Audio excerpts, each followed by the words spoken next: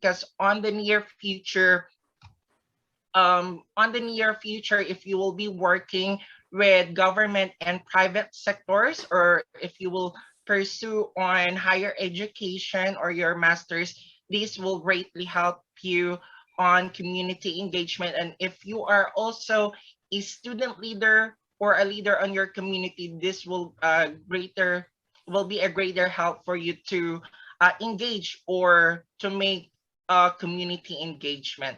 So without further ado, we will start with a prayer to guide us with today's webinar. So the prayer will be led by Ms. Lisa Velasco. All right, Ms. Lisa. Okay, good morning, everyone. Let us have a moment of silence and feel the presence of the Lord. In the name of the Father, and the Son, and the Holy Spirit, amen. Loving Heavenly Father, we come to you at this very moment, asking for your blessing and help as we gathered together in this virtual seminar about environmental awareness and protection. We pray for your guidance, O Lord, in the matters at hand, and ask that you would clearly show us how to understand and connect to our daily lives about the topics to be discussed by our speakers this morning with a spirit of joy and enthusiasm. Lord God, give us the desire to find ways to excel in our work. Help us to work together and encourage each other to excellence. We also ask that we would challenge each other to reach higher and farther to be the best we can be. We ask this in the name of the Lord Jesus Christ. Amen. In the name of the Father, and of the Son, and of the Holy Spirit. Amen.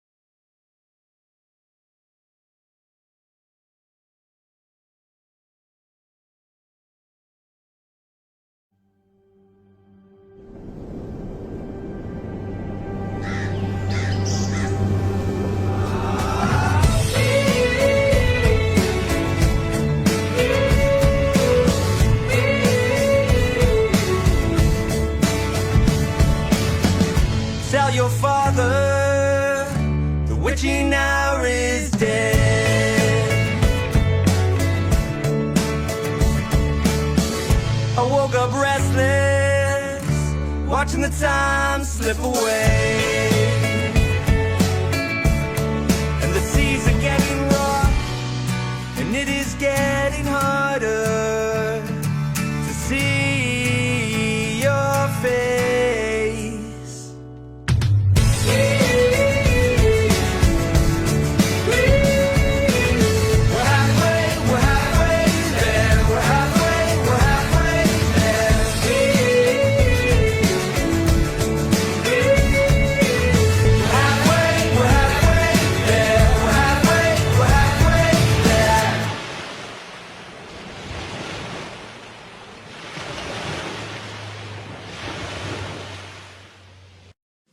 Mga kababayan, ang pambansang awit ng Pilipinas.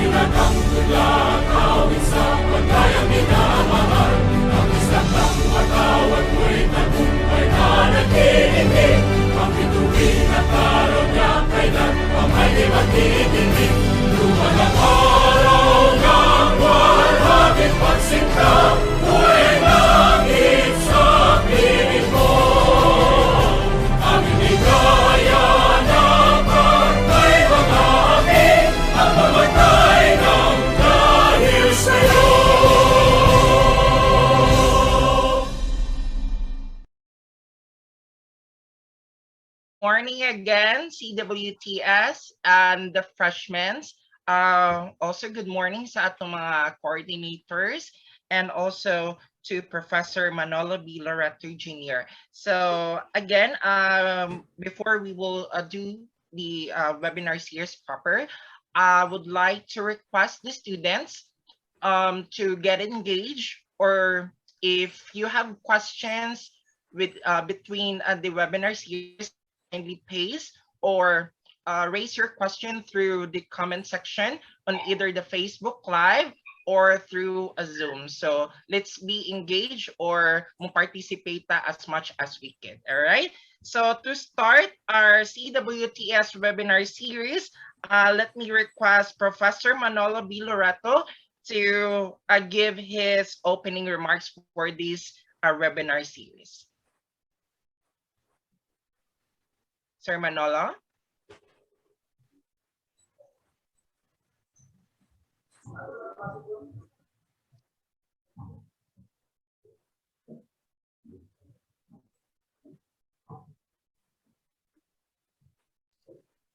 So is Sir or Professor Manolo here?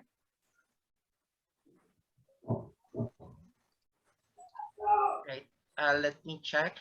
So since Professor Manolo Loreto Jr. is not around, let me request Sir Joy Billian to give us the opening remarks. All right. Good morning. Can you hear me? Good morning, sir. Good morning. Okay, so kumusta ang atong mga coordinators as well as kumusta sa atong mga CWT students? All right, can we have some heart emoji saying that you are fine? Can we have it on the chat box? Oh, very quick. Pas-pasan sa heart, oh. Alive and kicking.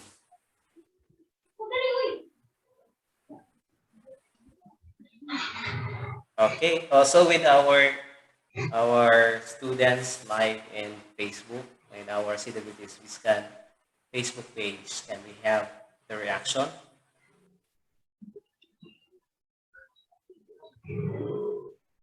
Okay, so thank you so much for participating. Again, Naing Buntag, in behalf of our director, Professor Loreto, might have some technical problem. Okay, so allow me to give some important remarks as we proceed with this, our first ever webinar for this semester. It's on environmental protection and awareness. We would like to underscore the importance of environmental protection. As we see, there are a lot of issues right now on climate change, diba? Have you heard sa inyong mga parents, especially kung mga agriculture or farmers, usually they can no longer predict when to dry their harvest, right? So what are the things that we can do, you can do as students? Part of this, we'd like also to underscore, we would like to encourage you to participate in the discussion because this will be an important input for you as you will decide on what proposal you're going to make, right? If you are an education student, you might venture on reading that the context will be on climate change. So take note, this activity, this first webinar will help you decide on what particular topic that you're going to venture for the second semester. But I'd like to underscore here that one important output that you should produce this semester on top of the learning outputs or assessment or learning activities you are going to produce, take note, you're going to produce a proposal. Now, talking about the proposal, so far we have 3 identified key areas. It is for reading. I want to read for education students. We have agriculture for food security or gardening for food security, for agriculture and agriculture related courses. And then we have um, environmental conservation. We would like to underscore this third aspect on environmental conservation because this is one or the major, so how would you call this one? This is the key focus of the university on environmental conservation.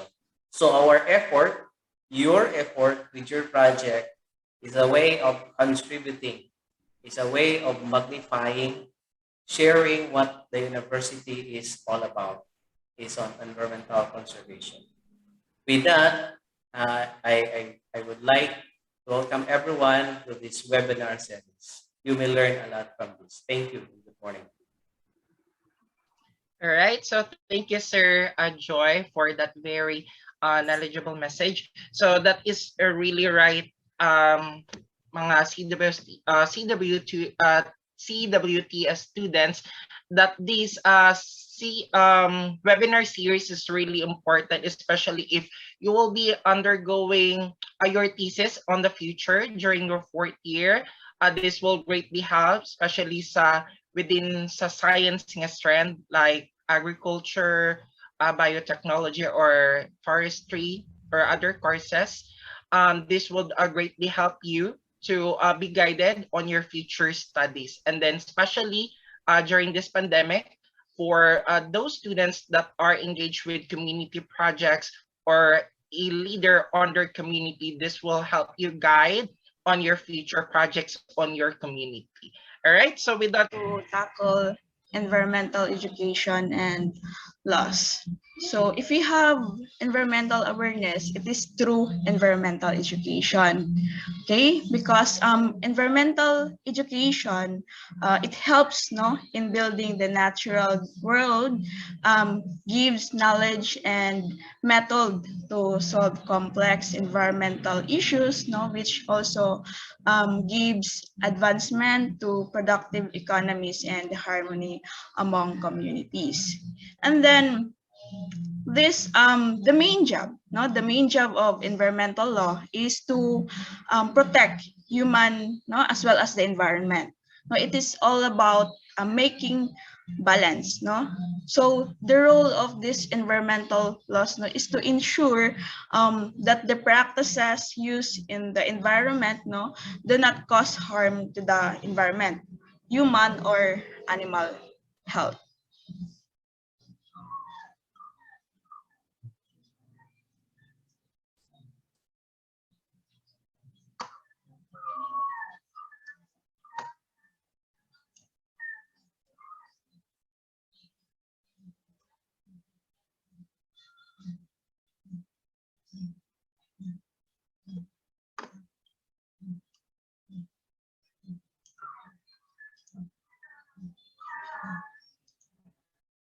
Okay.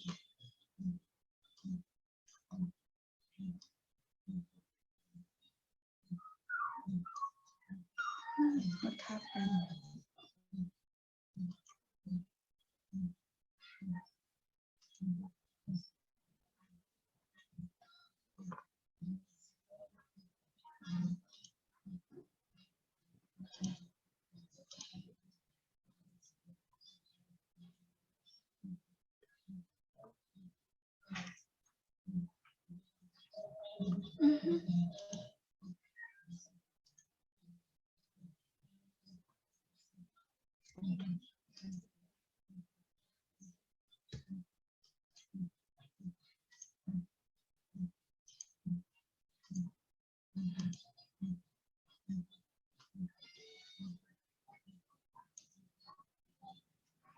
Okay.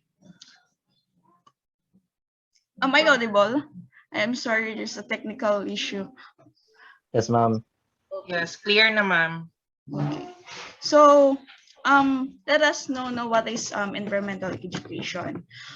Environmental education is a process that allows individuals to explore environmental issues, engage in problem solving, and take action to improve the environment. So, as a result, of this environmental education, individuals develop a deeper understanding of environmental issues and have the skills to make informed and responsible decisions. Because this environmental education teaches individuals how to weigh various sides of an issue through critical, and it enhances their own problem solving and decision makings. Then this environmental education increases public awareness and knowledge about environmental, again, issue or problems.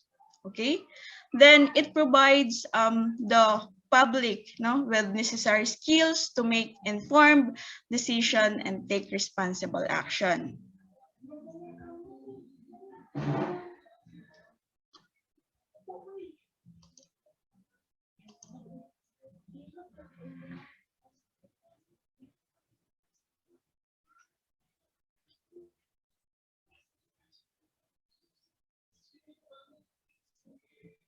Okay, so environmental education is more than information about the environment. Because in environmental information, it just provides facts or opinions about environmental issues, and it does not teach individuals critical thinking.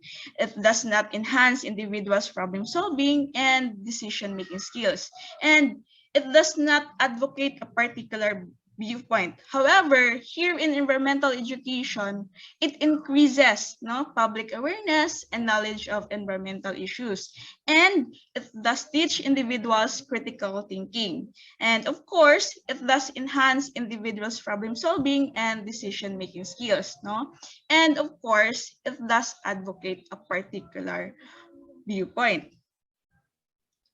So our question now is that why environmental education is so indispensable, why it is so important. So first, why we need to have environmental education, because all natural resources in the country are at significant risk of suffering irreparable damage. So many of these resources are changed and transformed into products that make our life more comfortable or convenient.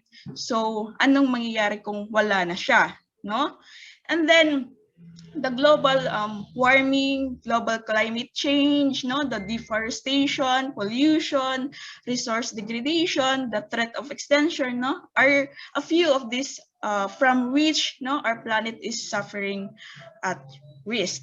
Okay, and then environmental education is indispensable because a society cannot sustain itself if its natural resources are already insufficient or depleted. Remember this one, human cannot live without environment, but the environment can still exist without us.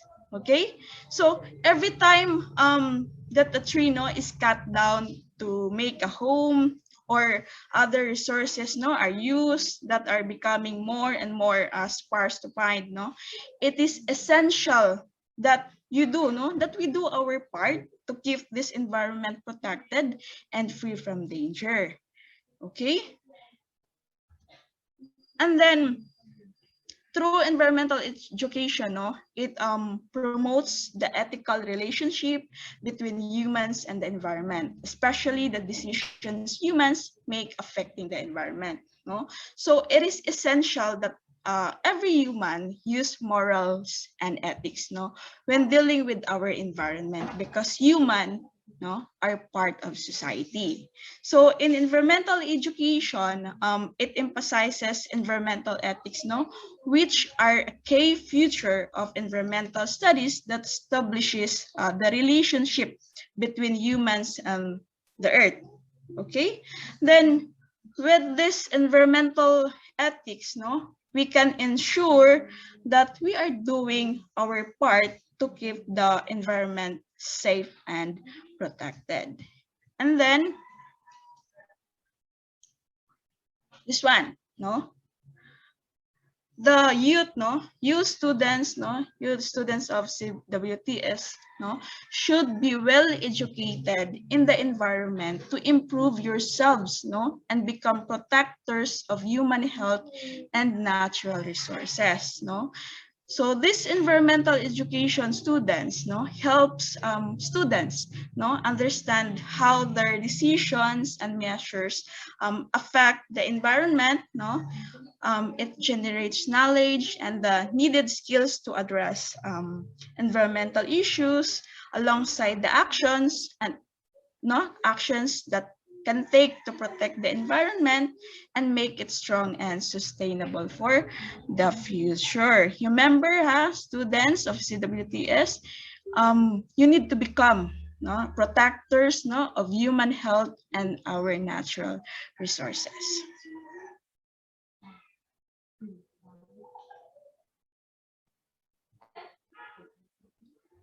Okay, so as an environmentalist, no, I initiated a simple environmental education in our town.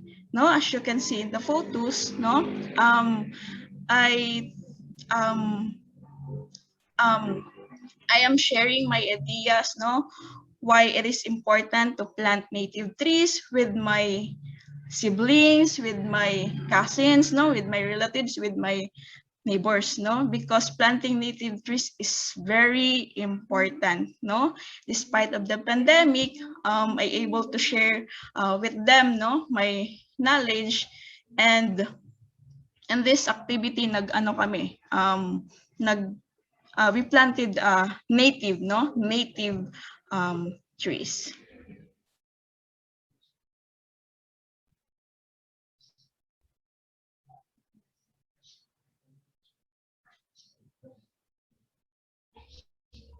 And then I have also a group, no? It is called YEN, no? YEN is actually it is my nickname, no? Yes to Invite Nurture, no? Again, they are my relatives, my neighbors, my friends, no? And then actually in our town, no? They know that we are planting native trees, so may mga landowners na gusto din taniman yung mga lupa nila. So as you can see sa photos, no, hindi sa amin yung lupa.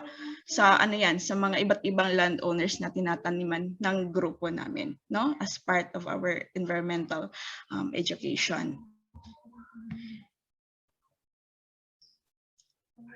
And then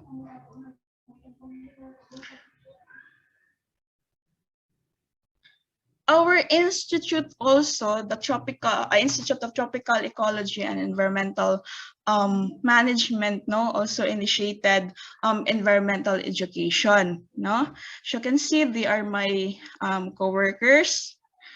And then we went to different municipalities, no. We conducted training. This training is training on climate change and disaster risk reduction and community-based ecosystem. Actually, no, most of the trainings yung trainings lang ng trainings, after wala na.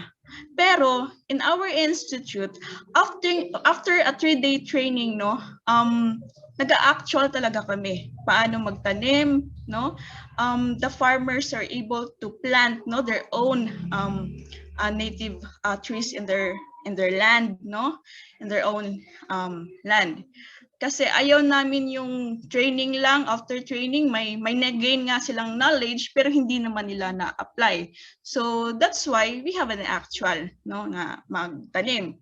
So as you can see, no, this woman holding her mobile phone and one seedling, no, she is a vice mayor, no, of Almeria Biliran, Honorable Takoy, no. So I encourage we encourage her to plant native trees and their place, no, sa Almeria, Biliran. Kung makapunta kayo doon sa Ulan-Ulan Falls, no, sa Ulan-Ulan Falls, pagpunta sa Ulan-Ulan Falls, yung every side, no, sa right at saka sa left side, may tinanim kami dyan ng mga lawaan, 200 lawaan. Okay? So this is part of our environmental education. Now, let's proceed to environmental laws, no? So environmental law play a huge part in protecting humans, animals, resources, and habitats, no? Without these laws, there would be no regulations concerning pollution, contamination, hunting, or even response to disasters, no? So it is defined that environmental laws, no, it is a body of law dedicated to protecting the natural environment from degradation because of human influence. Okay, and Article 2, no? I have this one. This is the 1987 Constitution of the Republic of the Philippines, my CODL, no? Because now I am studying, currently studying law. No, this is the CODL, and then this is the commentary, no? Makapal, no? Makapal talaga siya, no? According to this constitution, no, in the Declaration of Principles and State Policies, Section 16, Article 2 of the 1987 Constitution of the Republic of the Philippines, no, it provides that, no, the state shall protect and advance the right of the people to a balanced and healthful ecology in accord with the rhythm and harmony of nature, no?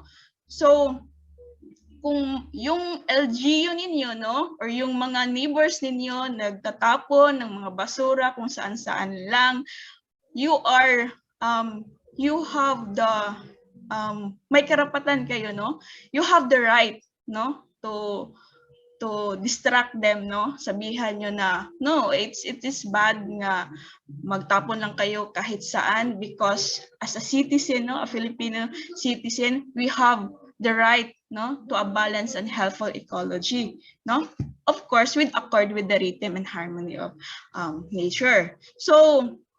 So while the right to a balanced and healthful ecology, no, is to be found under the Declaration of Principles and State Policies, no, and not under the Bill of Rights, no, it does not follow that it is less important, no. As a matter of fact, these basic rights, no, need not even be written in the Constitution, for they are assumed to exist, no, from the inception of humankind. Okay. Okay, so in environmental laws, we have laws now applicable to forest, coastal, and marine areas. Remember, negligence of laws, no, result in various punishment like fines, community service, and even in extreme cases, pwede ka mapriso, no? Pwede ka mapriso. And then without these environmental laws, no, the government would not able to punish would not be able to punish this who treat the environmental poorly. So according to our professors, no, Judge Mirin, kung wala ko nung without law, no crime, no? Pero kay may law man ta, so there's a crime. Okay? So we have Presidential Decree number 705, or also known as the Revised Forestry Code of the Philippines, no? This presidential decree, it regulates the classification, management, and utilization of lands of the public domain, with emphasis on the protection, rehabilitation, and development of forest lands. So we have the full provisions, no, or the prohibited acts, no, under this presidential decree. So no person may utilize, exploit, occupy, possess, or conduct any activity within any forest land, or establish and operate any wood processing plant, no, unless he has been authorized to do so under a license agreement, lease, license, or permit, no? So it's not dili lang dili lang sa forest land. Of course, kasali din yung mangroves, no? Yung mangroves nasa nasa may dagat, 'di ba? So I know kung alam niyo yung mangroves, it is kung sa Bisaya, it is bakhaw, katunggan, no? So it is prohibited, no, to cut the mangroves kasi sila yung tinatawag na beach forest, no? That beach forest, no, it helps a lot, no, because it serves as a buffer zone and breeding area. So diyan nangingitlog, nanganganak yung mga isda diyan sa mangroves. Kung puputulin yan, saan na mangingisda yung mga malalaking isda? So wala na silang tirahan, wala na silang breeding area. Okay? And then we have this Presidential Decree number 979, Marine Pollution Decree 1967. No? So it is embodies the national policy to prevent and control the pollution of seas by dumping of waste and other matter, no, which can create hazardous to human health, harm living resources, and marine life within the territorial jurisdiction of the Philippines. Okay? And then we have also prohibited acts, no, of this presidential decree. No, it is prohibited to discharge, no, dumping of oil, noxious gases, and other harmful substances, no, from or out of any vessels at sea by any methods, mean, manner, into, no, or upon the territorial and inland navigable waters of the Philippines, no, throwing of any refuse matter of any kind into the tributary of navigable water, no, navigable water. Then depositing of materials of any kind in any place on the bank of any navigable water that obstruct or increase the level of pollution of such water. So it is our responsibility, and it is the responsibility of state, no, of the state or government to control public and private activities, no, that cause damage to the marine environment by using, no, the best practicable means and by developing improved disposal processes to minimize harmful waste. Okay, and then we have this Presidential Decree number 1067, no, or the Water Code of the Philippines. So this is a law, no, revising and consolidating the laws governing the ownership, appropriation, utilization, exploitation, development, conservation, and protection of water resources. So I give you one example for this Presidential Decree. So for example, naamuyuta, no, you have your land, no, and may title pa siya, no? So, and then may nakita kayong water spring or yung buro-buro, no, sa Bisaya, buro-buro na nagsusupply ng water, abundant water source, no? So, inangkin nyo, no? So, sa amin to kasi we own the land eh. Hindi, mali yan, no? Mali yan kasi the waters, no, yung owner lang yan is yung state. Pwede ka maging ikaw yung manager o ikaw yung magmamanage ng water na nandyan sa land nyo. Of course, you need to get, no, or to comply water rights. Okay? So kung sa lupa ninyo may mga ganyan, so as this presidential decree, no, na nagsasabi nga hindi sa'yo yung water na yan. Okay? Sa state yan. So dapat mong i-share, no? Of course, kung sinishare mo naman, may mga abusado naman, no, na baka sirain yung tubig. So you need to apply water rights para ikaw yung magmamanage in a certain water spring. Okay? And then this water code, no, of the Philippines, no, one of these prohibited acts, no, it is unauthorized obstruction of river or waterway or occupancy of a river bank or seashore without permission. And then we have another example. Again, all waters, no, belong to the state. So yung may mga swimming pool, di ba? Uso na yan ngayon, may mga swimming pool. Yung may-ari ng swimming pool na yan, nagpagawa ng flowing, di ba? Nagpagawa siya ng water flowing. para yan yung magsusupply ng swimming pool niya, tubig niya sa swimming pool. And then, try to ask that owner kung kumuha ba siya ng water rights. Just try to ask, no? Kasi bawal yan. Bawal yan. May swimming pool sila. They have the water flowing and then they don't have water rights. Bawal talaga yan. So sa Philippines naman, kung walang magreklamo, walang crime, no? Walang iimbestigahan, no? Kung may magreklamo, saka pa lang mag-iimbestiga. No, just try to ask the owner of the swimming pool kung may water rights pa sila. Okay? Okay. Again, all waters belong to the state, no? Waters, no, as used in this code, refers to water underground, no, under the grounds, water above the ground, water in the atmosphere, and the waters of the sea within the territorial jurisdiction of the Philippines. No, it is owned by the state. Okay? And then, gusto ko tong water code eh. So, may ano din tayo yung sa dagat. Diba? May mga bahay dyan sa dagat, may mga beaches, may mga ano yan, may mga, ano tawag dito, malaking bahay, no? May mga resort sila.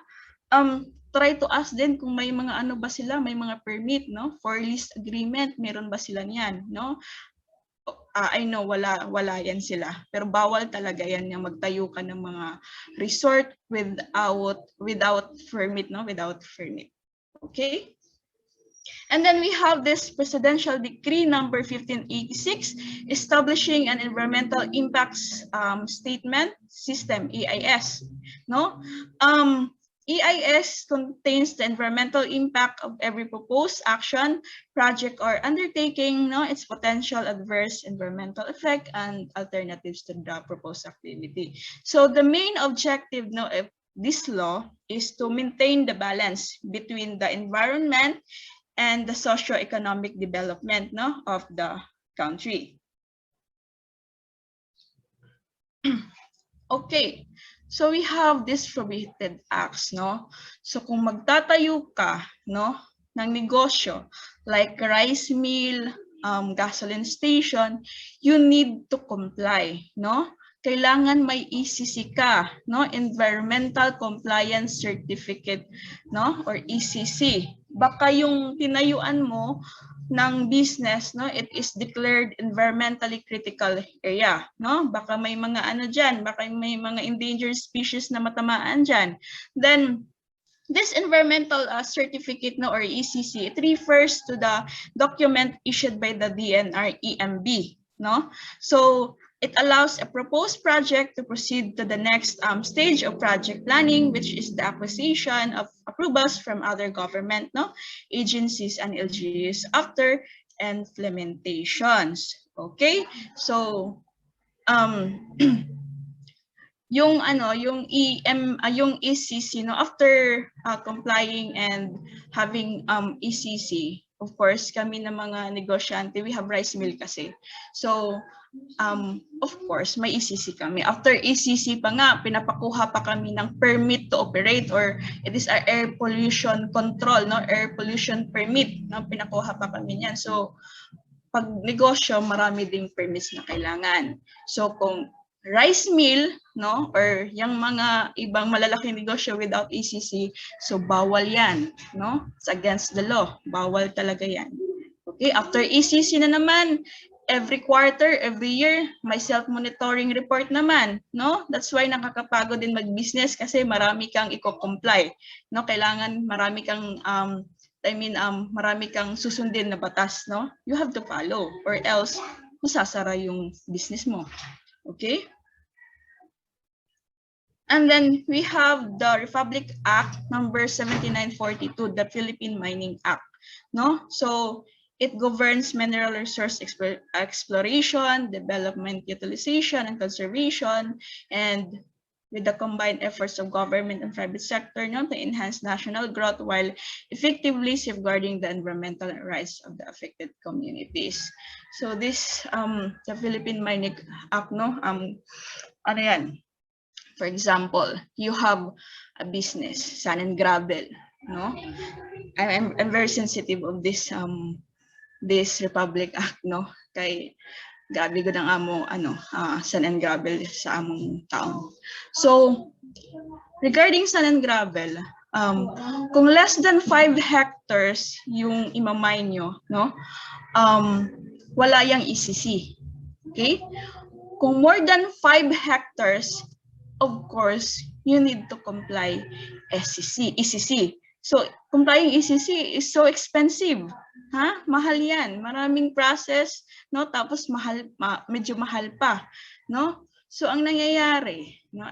I just want to share with you. So, ang nangyayari, yung mga concessionaires, concessionaires, yung mga businessman, no? Businesswoman, yung mga concessionaires, ang ginagawa nila, nag-a-apply sila ng permit, no? Sa municipal permit, business permit. So, sinasabi nila doon is may sand and gravel sila less than 5 hectares. So, ang nangyayari, wala silang ECC na i-comply. Pero, there is a hidden agenda. Kasi, isa lang yung may-ari, no? Isa lang yung may-ari ng sand and gravel. Tapos, pinadala niya lahat, no? Pinadala niya sa iba't ibang pangalan ng mga concessionaires, ng mga businessman, no? Para less than 5 hectares lang, tapos di sila makakuha ng ECC. Ganon. No, ganon yung ginagawa nila. Okay, ikaw, Lorraine, magkuha ka ng permit sa munisipyo para may sand and gravel ka. Ganon, no? So less than 5 hectares, so hindi ko kailangan ng ECC. Tapos yung ko naman, yung pinsan ko naman, sige, apply ka ng permit doon, mag-sand and gravel ka din, less than 5 hectares para walang ECC, no? Tapos isa lang pala yung nagpapamalakad na, no? Isa lang yung may-ari. Ganun yung ginagawa nila, no? Para hindi sila makakuha ng ECC, no? That is really happening. Okay, we have this Republic Act number 8550, no?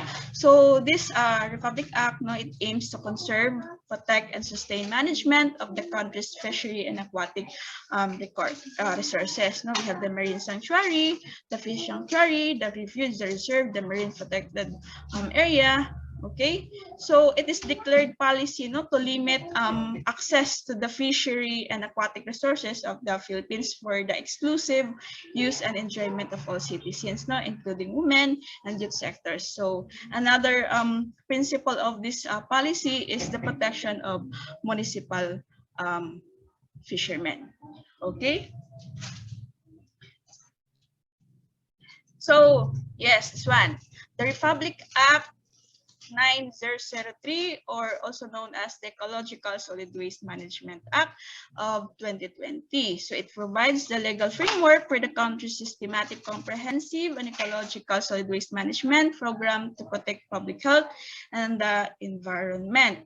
So in VSU now, no, so we have the chairman of ecological solid waste, no, Dr. Elisa Espinosa, our boss, no, in our institute. So now we are actually finished na siya. So ano na nga na-review, din-review sa mga members, no, na we are making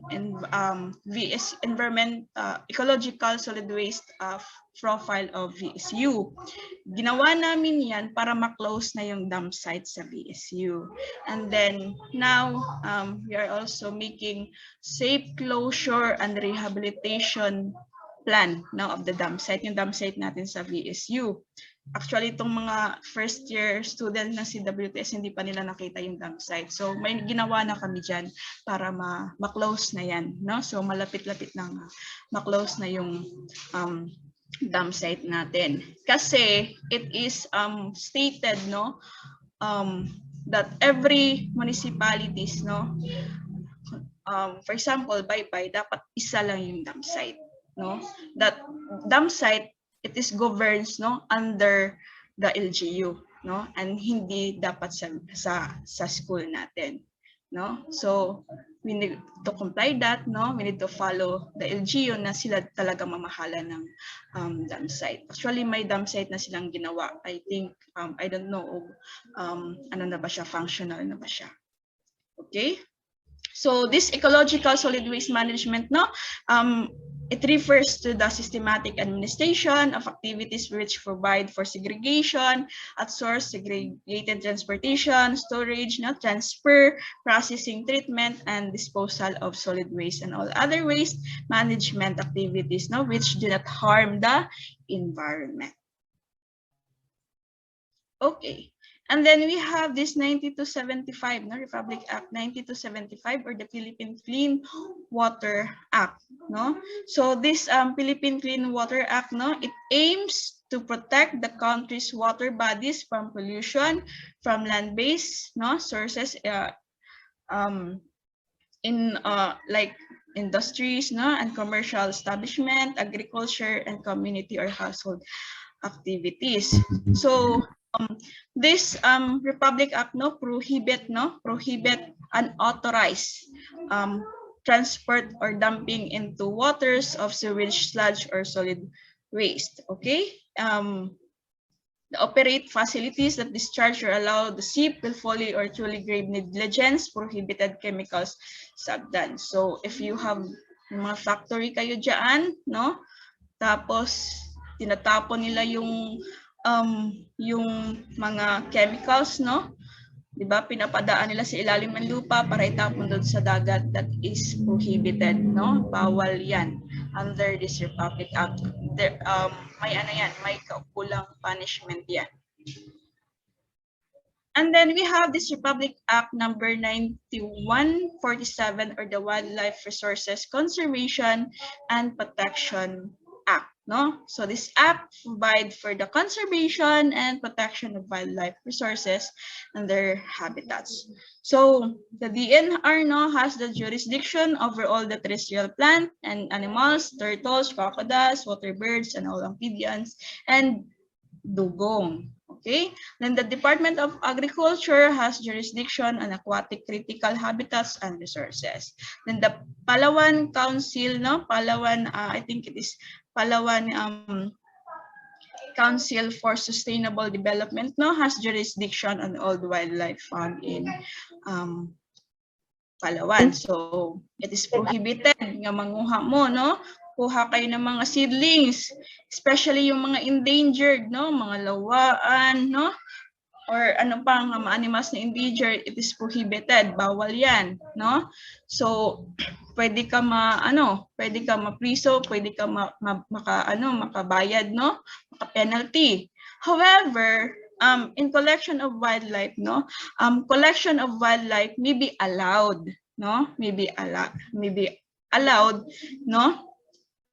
that in the collection of wildlife, appropriate and acceptable wildlife collection techniques, with least or no detrimental effects to the existing wildlife populations and their habitat, So kung nag-collect ka nito, tapos it is not endangered, it is not critical endangered, So there is techniques, yung mga expert, it's okay, it is allowed, in the law. And then collection of wildlife by indigenous people may be allowed gihapon. Allowed na sila kay they have their traditional use, they have their traditional use, and not primarily for trade. Dili ibaligya manguha ngadto then ibenta, bawal yun. Pero yung indigenous people pwede silang manguha kasi they have their traditional use, may mga ano yan sila, yung ibang plants, ginagawa nilang medicine, and then may mga ritual din sila, may ritual, so it is allowed in the law. Okay, so now what is the implication, why we are tackling about environmental education, about this environmental laws, because we have this CMO, the Shed Memorandum Order number 33 series of 2019,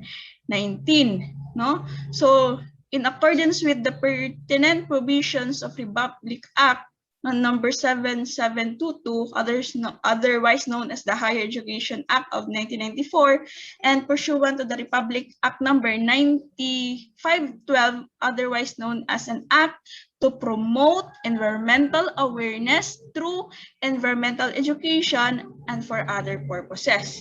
So all CHEDRO directors, presidents, or heads of public and private higher education institutions are hereby enjoined to integrate environmental education, particularly in the NSTP CWTS. No?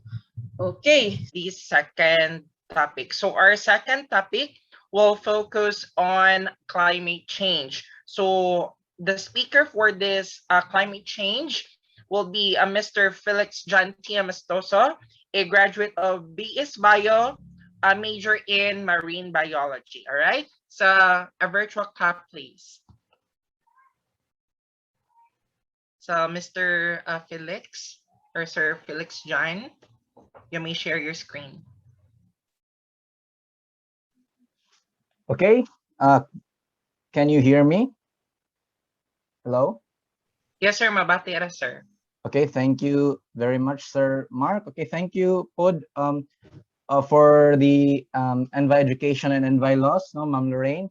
So, yes, indeed, in the Envi 11, all students under Envi 11 were tasked to plant at least one tree. Now, so as you can see in the video, so imagine there's around, I think, 1,000 Kapin Envi 11 students. So imagine each one of those students will plant a tree. And it's even across various provinces, diba? So imagine the effect of that. Okay, but enough of that. Now let me share my screen first. Okay, please tell me if okay. Can you uy. Okay, how about now? Can you see my screen? Yes, sir. Visible na siya, sir. Okay, thank you so much. Okay, so this is basically the lesson 5.2 in your module. Okay, so it's climate change, 5.1 environmental laws, environmental education and environmental laws, and then lesson 5.2 is climate change. Now, let's proceed to the lesson summary. But first, so for the entirety of this lecture, I'll be using this as a background. That is because this reflects human actions that have enhanced the greenhouse effect, thereby causing climate change through global warming. Now, for the lesson summary, first is that over the past century, anthropogenic activities or human activities have become the major driver of climate change. So you will that will be elaborated later. Next is that climate change is generally caused by global warming, as I mentioned earlier, due to the high concentration of greenhouse gases, or in this case, currently increasing concentration of greenhouse gases, which then again cause the enhanced greenhouse effect. I'll show you a few graphics about that later. And the next would be that climate change has consequences for the planet and the people living in it. So again, these 3 points are the lesson summary for the topic at hand. Now, this will, since the topic is climate change, so let's first tackle what is climate change. So what is climate change? So by definition, climate change is a change of climate which is attributed directly or indirectly to human activity. Note directly or indirectly to human activity that alters the composition of the global atmosphere, and which is in addition to natural climate variability observed over comparable time periods. So this is one definition provided by the UNFCCC, or the United Nations Framework Convention on Climate Change. So this is the definition that they provided. Another one is from IPCC, okay, Intergovernmental Panel on Climate Change. So according to them, it is any change in climate over time, whether due to natural variability or as a result of human activity. Now, I'm pretty sure you have received a lot of information, probably from social media or from your previous teachers, diba? It's mostly about, I think it's mostly about human activity, no, ilagi discussed. However, it could also happen in the case of natural variability, like for example, Simbako, no? Most of the volcanoes sa Earth ni erupt, no? So that's very alarming. That's imagine the high concentration of greenhouse gases, no, emit towards the atmosphere, no, upwards, erupt. So that could also be another cause of natural variability, or others could be driven by winds, no, and surface currents, oceans, no, possibly if there could be anomalies, so it might cause other natural variabilities. But since those are just natural variabilities, no, so what ay mabuhat. However, for the case of human activities, we can actually do something, no? Now, in order for me to properly contextualize climate change and global warming to you, let's first discuss about greenhouse effect. Okay, so greenhouse effect, no, from the word greenhouse. So this is a photo of a greenhouse. So this is from the gardening channel. As you can see there, there's a greenhouse and there are plants inside. Now, mostly greenhouses are installed in temperate areas, no, further from the equator, in order for them to plant, to take care of plants that require warmer temperatures. Like for example, in temperate areas, it's very cold. So if they would decide to plant vegetables or crops, like siguro pang konsumo, or they're just tropical plant collectors, no, like for example, there are cactus collectors na taga Bugnaw areas, so it would be difficult for them. However, with the greenhouse, no, the concept for this is that it helps trap heat, no, it retains warmth, no, inside. So in that way, it will allow them to plant other plants, no, those that are intolerant to lower temperatures. In the same manner, the Earth is also subjected in such a condition. But instead of glass panes, no, or other materials or other transparent materials, Earth instead has greenhouse gases. Okay, so these are examples of greenhouse gases. Let me enumerate it to you. So we have first water vapor, carbon dioxide, methane, nitrous oxide, sulfur hexafluoride, and then you have the fluorocarbons. So basically, these are present in the atmosphere. Now, again, these are the greenhouse gases. Let me proceed to the next one, which is the greenhouse effect. Okay, so there's a sequence. No, there are numbers. So 1, 2, 3, 4, 5, and 6. Now, at first, diba, the sun's radiation travels toward the Earth, and then about half of that, no, let me get my marker. Okay, so it travels towards the Earth, and then about half of that is reflected or absorbed by clouds. So remember, for you, with NV11 subject, remember your module 2, bago na finish in your exam. So this also shows you the energy budget of the Earth, no, diba? Half of that is reflected by the atmosphere or by the clouds. Again, those that are not reflected, they will reach the Earth, which will then be absorbed by oceans and land. And then later on, I think in the form of wider waves, gamma rays, but not quite sure. So that, no, in the form of heat, that heat is released back towards space, no, which is number 4. So you can see here number 4. So some of that will just pass through your atmosphere. However, some of them will be captured and retained by greenhouse gases. So this is actually very useful. So greenhouse effect is very useful because it retains warmth. No, it allows life to prosper. Now, the greenhouse gases are actually very useful because it supports life. Without them, we would suffer cold temperatures and possibly life wouldn't even exist. Nor maybe my life guru mo exist, but those that are tolerant sa lower temperatures. However, these are the natural conditions that we have now. So let's just deal with that. Inga na yun na. However, this is the normal greenhouse effect. So as you can see there in this graphic, sorry for the blurred quality. No, I didn't find anything as comprehensive as this one. So you have there in the left, no, natural greenhouse effect. So that's what I discussed to you earlier.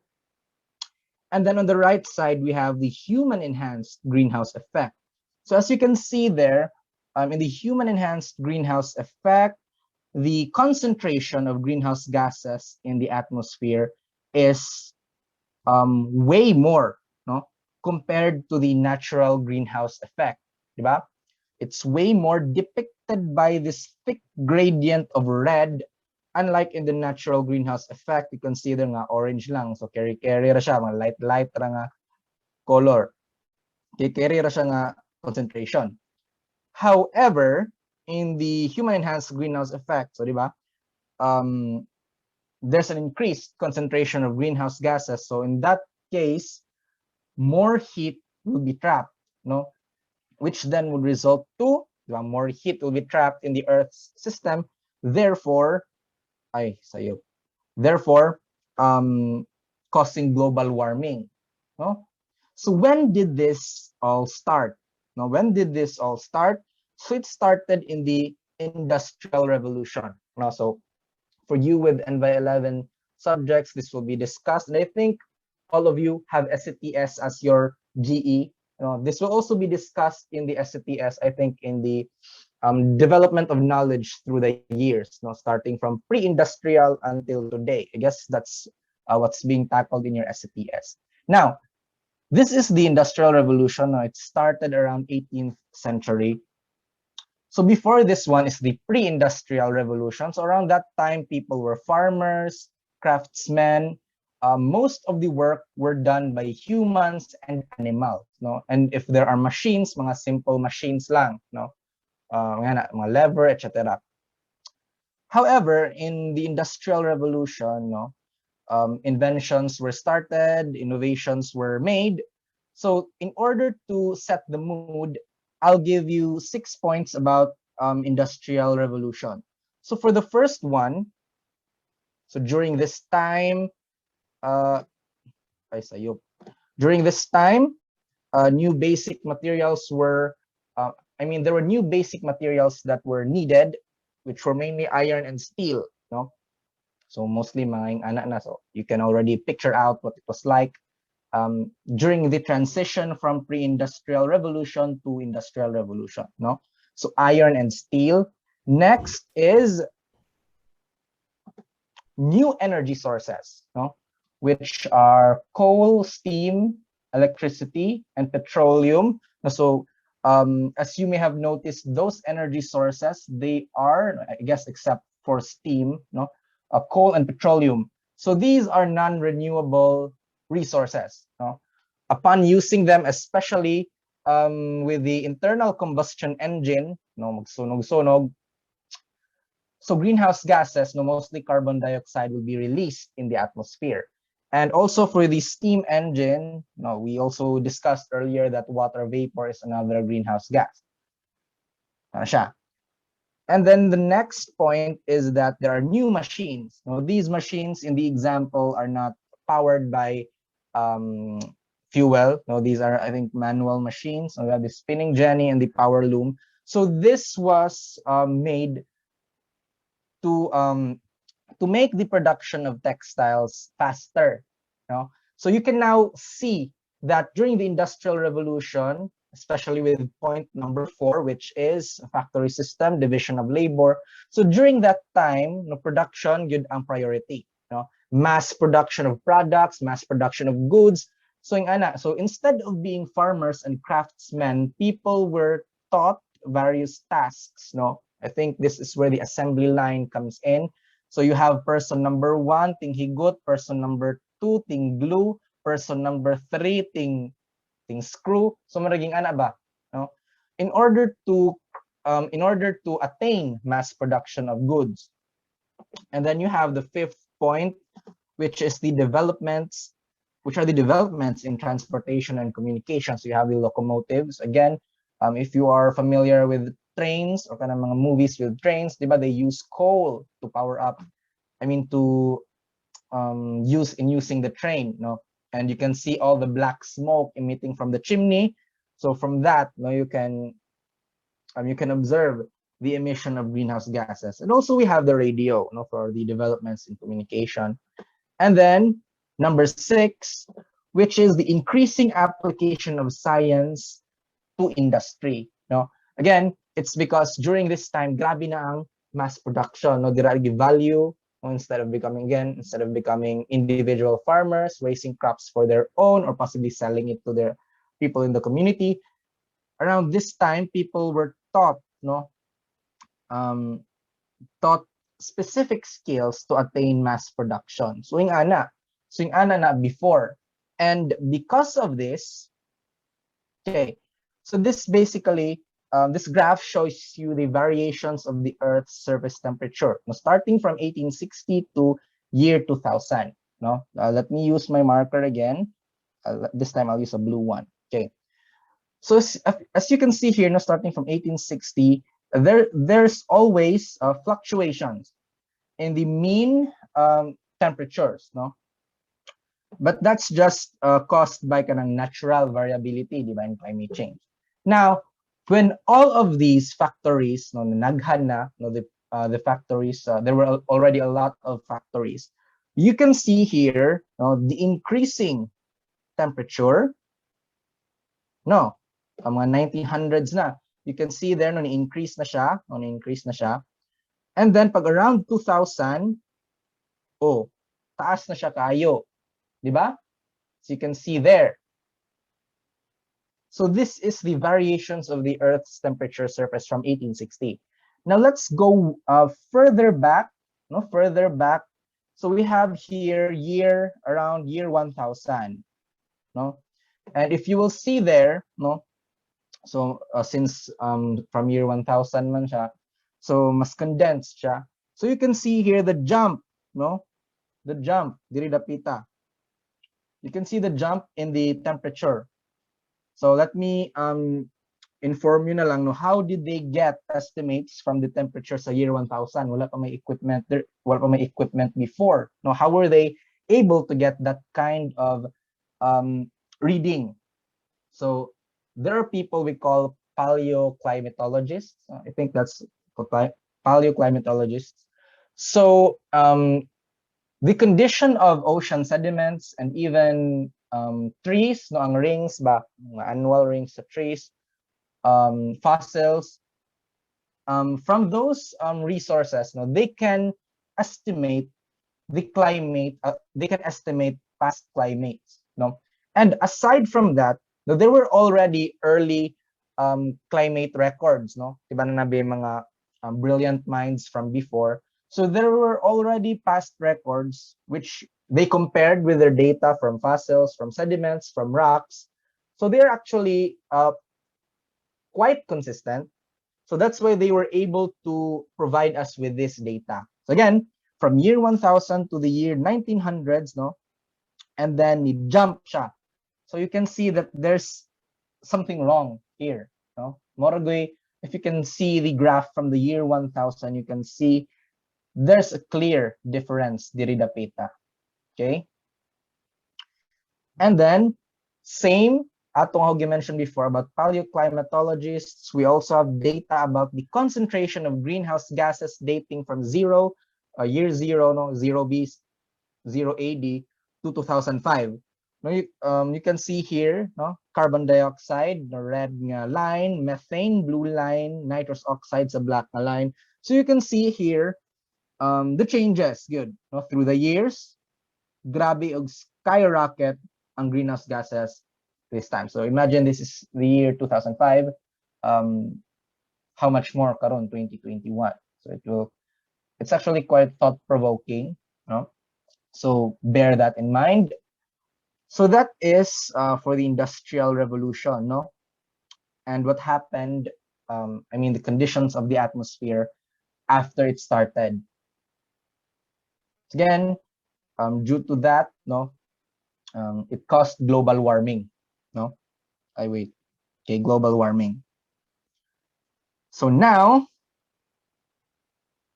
let me show you the three main human sources of greenhouse gases. We have the first one, which is the energy generation and industrial processes. No? So it's mostly inclined atong the things that they have been doing since the Industrial Revolution, energy generation.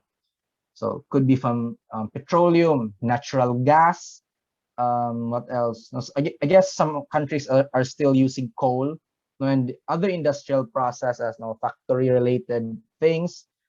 So that's one source of human source of greenhouse gases. Next, we have the transportation. So, di ba? We need fuel, we need petroleum, we need diesel. So this is all derived from fossil fuels and natural gas. No? So these are non-renewable resources. They are carbon-based. Therefore, if i-use sila, carbon dioxide will be released in the atmosphere. And imagine all of that natural deposits no underground, no, natural oil deposits underground, which should have served as a carbon sink. So na-store ng to dito underground. So this time, no, because of excessive use, all of that carbon is being released to the atmosphere in the form of carbon dioxide. So imagine the increase in the concentration of carbon dioxide in the atmosphere. And I think there are other greenhouse gases, no, aside from carbon dioxide, which are released from vehicles. No? So, ana siya. And then we have land use and agriculture. So improper, I think improper is the right word. No, improper land use and agriculture.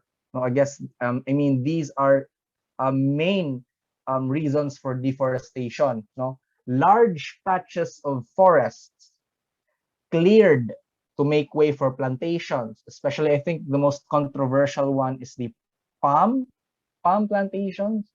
Karabang sa palm oil, no, grabe ang ilang deforestation will cause in order to plant palms. And I think in relation to agriculture, like for example, pesticides and fertilizers, no, because excessive nutrients, no, it could affect the environment negatively. So especially, no, for the case of eutrophication, so it happens when there's a lot of nutrients in water bodies, no? And that could lead to harmful algal blooms. So the most common example for harmful algal blooms is your red tide, diba? So that's caused by an influx of nutrients, no? Daghan ng nutrients, okay? So nag-mention ako nutrients, but then again, in relation to greenhouse gases, land use in agriculture is one of the major reasons, no? Because through deforestation, there will be less carbon sinks. So we can leave it at that, okay? So again, these are the main human sources of greenhouse gases. So I've discussed to you that the human actions, especially depicted by this, no, emission of greenhouse gases. So the Earth's average global temperature has become warmer. So in some areas, they will experience forest fires. If, for example, it's very dry and at the same time hot pud ang rays, hot ang sun, no, hot mo jud ang sun. I mean, hot ang temperature sa ilang time, ato, no, due to the weather. And then later on, it will lead to the melting of the polar ice caps, no, which will then lead to sea level rise. And then you have here coral bleaching events, no? Because your corals, these are animals that have strict temperature requirements. We call that stenothermic, No, they have strict temperature requirements. So once they're exposed to prolonged heat or prolonged warmth, no, let's say less than a month, so they will start bleaching. But let's just leave it at that. No, let's not go further into detail. And then we have extreme weather events like strong typhoons. It will become more frequent. And then because of all these calamities, aside from what I have mentioned, it will lead to relocation. Some countries will become uninhabitable. So people will have to leave. They will have to transfer. They will have to migrate to other areas. So imagine that. No, mamalhin sila. And then another effect, is the loss in crop yield. So agriculture will decline. We will have food shortage, and aside from that, water shortage as well. Okay, wana ibis-bis sa mga crops. So here, aside from the crops, humans also need water. So we'll have water shortage by then. And because of the lack of resources, worst case scenario, it could even lead to war. War not for territory, but for basic human needs. Others will no longer have food. Others will no longer have water. So in the near future, we could be fighting. No, not near future, probably later. So we could be fighting for resources. No, country against country. So yung ana siya. Imagine unsa ka scarce ang resources for humans to actually kill each other for it. It's actually very possible. So there are a lot of movies depicting that. But aside from movies, scientists have mentioned that it could really happen. If you think about it, wala kay gikaon niya kita kag na din higida nga food. So kasi I don't know kung siya pat yun, but mga post-apocalyptic scenario na siya. Anyway, gana post-apocalyptic scenario dili like karon. So let's proceed. Again, these are the effects of climate change due to global warming. Now, there's a documentary.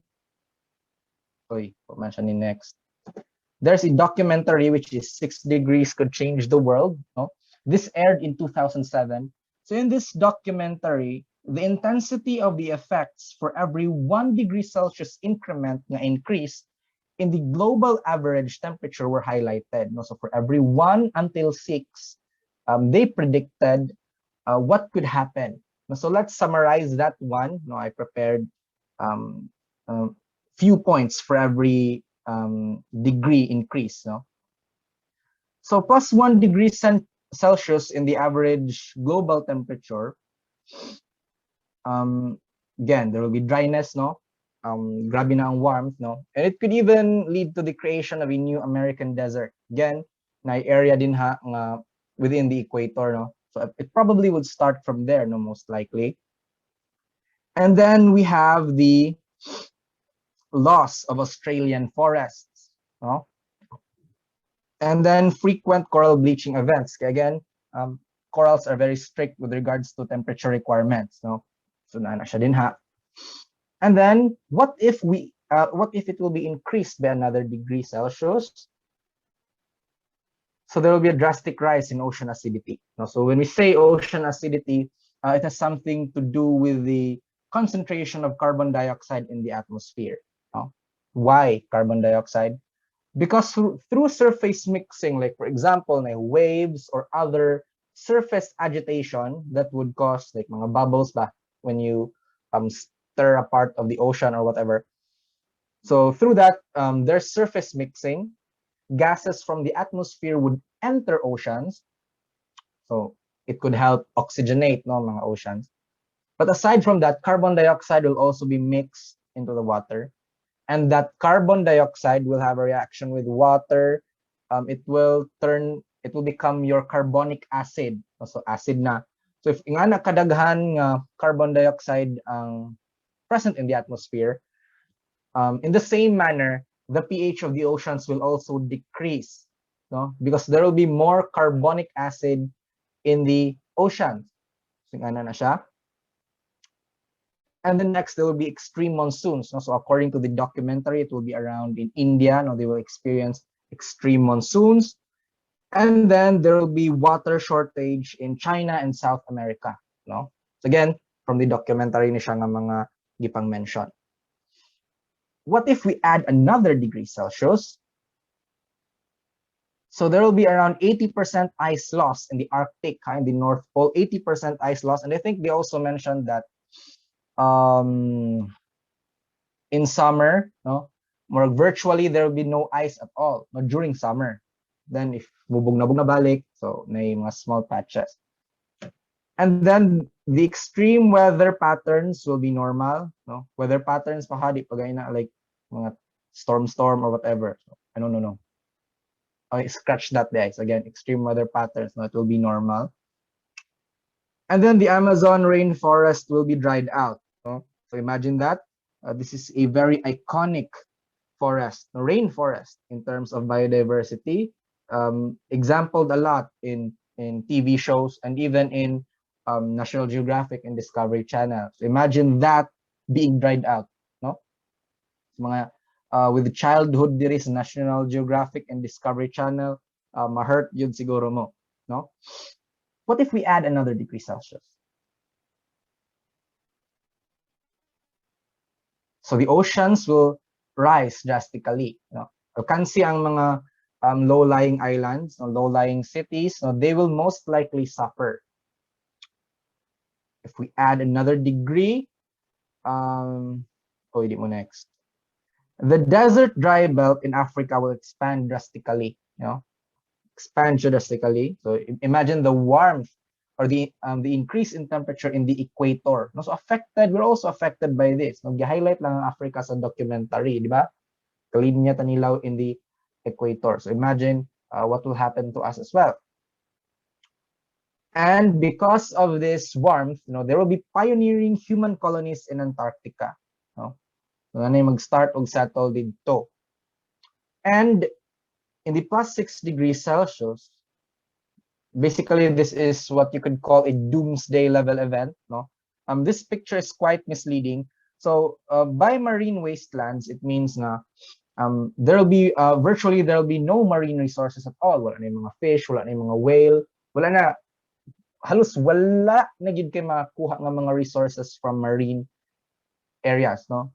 Gamay na lang imong makaon from the ocean. Okay, mga matay na. And then we have further desert expansion and then catastrophic events. Before extreme weather patterns pag ganitong normal, in this state, catastrophic events na ang common, no? New normal catastrophic events. So imagine that. So this is the summary, no? Sa 6 degrees could change the world na documentary. So again, this was aired last 2007. Okay, last 2007, ha, keep in mind. Now, this graph shows you, okay, this is from NASA. So it shows you the temperature anomalies, no, through the years. So around 2007, if you will look closely, so again, pag airs show the global average, no, the temperature anomaly by that time is 0.66 degrees Celsius na increase, no, 2007, ha, 0.66 degrees Celsius. Now, what about now? Oh, wala pa now nga 2021, but we have a 2020 data. So if you look there, it's 1.02 degrees Celsius. Asa nakata sa based sa predictions sa documentary. So we're already at, I think, around +1, no? So again, no, very frequent man jud tong coral bleaching events. I think around 2017, while snorkeling ba, I was able to witness yun coral bleaching, no? Naglangoy-langoy ko and then white sila tanan.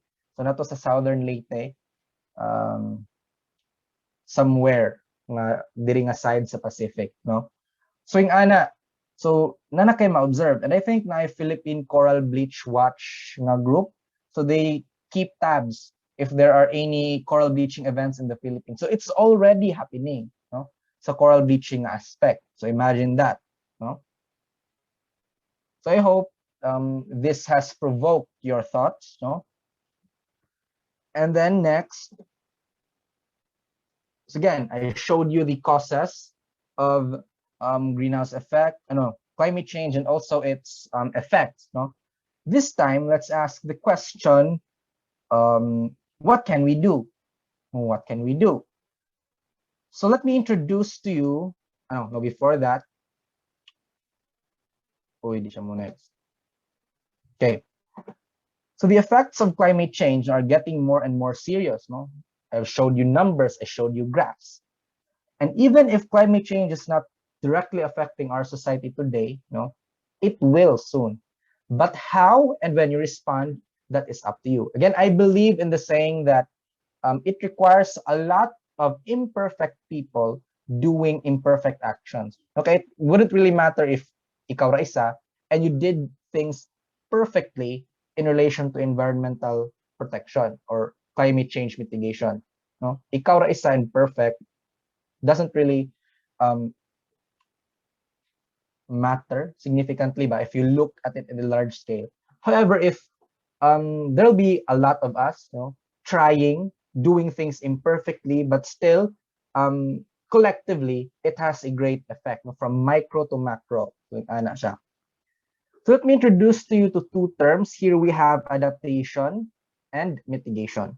So by the way, let me inform you at first that there are other projects or activities that could have mitigation and adaptation at the same time. Now, there are gray areas, no, not gray areas. Okay, gray areas. There are gray areas where they could both um, overlap with each other. No? I think that's the most effective pod, hitting two birds with one stone. So let me discuss adaptation first. So there's three definitions here. Adaptation. Okay. Next. Next. Okay. So adaptation involves pinpointing and planning for the consequences of climate change. So mostly, it will have something to do with political will and management. It could help in saving property, money, lives, and also wildlife. So imagine that. So governments should have this in their priority list. Okay, imagine, based on the current trend, so the global average temperature is actually increasing. I already showed you that. Kita tamog 2020 nga data. Another definition for adaptation is to increase the resilience and coping capacity of the sector, or in this case could be countries, with the current and future changes. So we should tailor fit programs, buildings, and etc. to fit the upcoming new normal. And another one, this is from Kelly De Bruyne, sa ilaning manual. Adaptation refers to all strategies which alter economic and social infrastructure to better fit the new climate, in this way reducing the gross damages caused by climate change. So imagine if we don't have resilient buildings, we don't have climate resilient buildings, siging kaguba, siging ka-repair, more gasto. Diba? We should always think na less ang gasto, diba? And at the same time, effective. Less na gasto and barat nga pagka-construct, wala may. So we have less na gasto, but effective sa siya. So again, remember, there will be more money wasted in repairs, constant repairs, unless compared to if you just make something that's climate resilient, diba? It makes more sense. So siya gasto for repairs and then maguba, repair na po, guba, diba? So nga na siya. So here are some examples.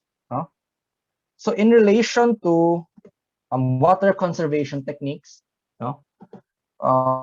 we should expand rainwater harvesting and also desalination techniques. Getting drinkable water from the seas. Possibly you could also use that for agriculture. Basically, you're just removing the salts. I think through the process of I think distillation. I think it's also involved here. Okay, pure na lang man nga water ang mabilin. Anyway, we also have agriculture, so improved land management.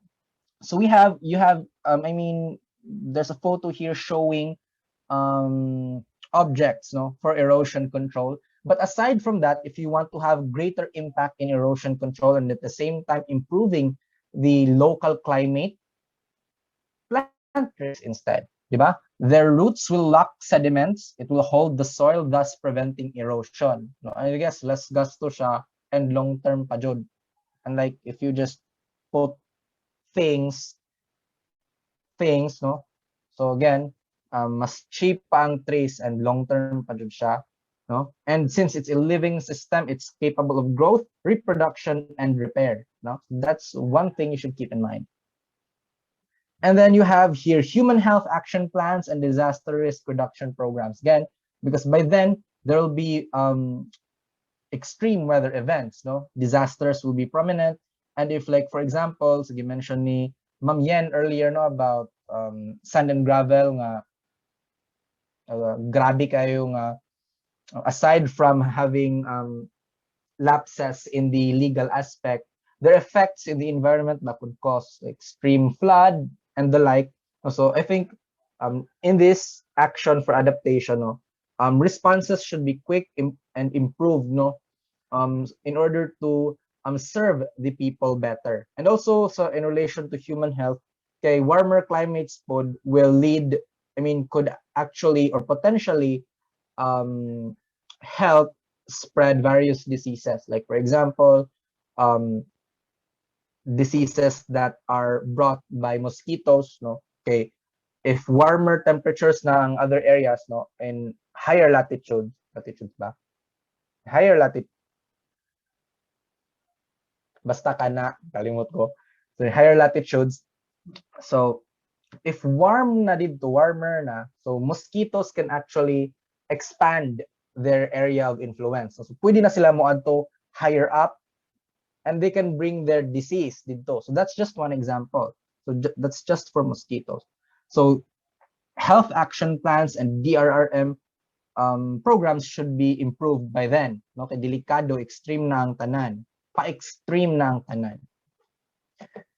And then you have infrastructure and settlement. Now this in relation to sea level rise. Now you have relocation and reinforcement.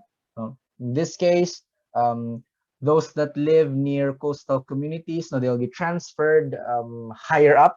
And then seawalls, wave breakers will be installed. No? So that's an example for infrastructure and settlement. But I have sort of beef with this one, which I will elaborate later. And I will also show you actual implementation sa mga ingon ani. Okay? So that is for adaptation. Next is we have mitigation. Okay, so by definition, mitigation is to limit the cost of climate change through measures that could not have slow down the buildup of atmospheric greenhouse gas concentrations, no? By reducing current and future emissions and by increasing greenhouse gas sink. So one point is to reduce current and future emissions. I think mo na mga agreements ang mga governments between countries nga ipang-limit, no, ang ilahang mga carbon emissions, no, sa ilang mga factories and other industrial processes. Others have already started to shift to clean energy. No, na uban countries that actually made an effort to shift from using non-renewable resources to renewable ones in relation to electricity, no? And also by increasing GHG sinks. So it will be elaborated later. I'll just give you one major example for that. So these are some examples for mitigation in relation to energy supply. So I just mentioned it to you. So we have here petroleum and coal. So instead of using these non-renewable resources, no, it's way better to make use of renewable energy sources, like for example, water, wind, and you have solar. No? So again, other countries have already made efforts, no, starting have already started to shift from non-renewable resources to cleaner sources. No? So that's one. Next is we have for transport, diba?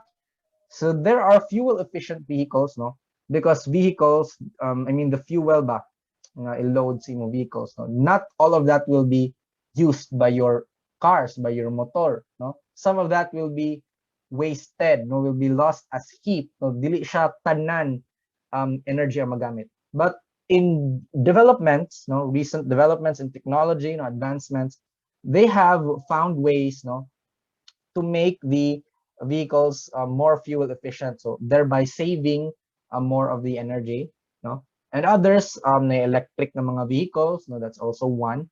And if you don't have vehicles, you can have, I mean, you can ride a bike, no, or you can walk, no. You can always choose to walk, no. So that's for transport. Next one is buildings, no?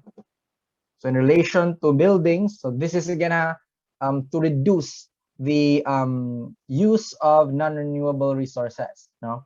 So if you can see the building, we can relate that with these points.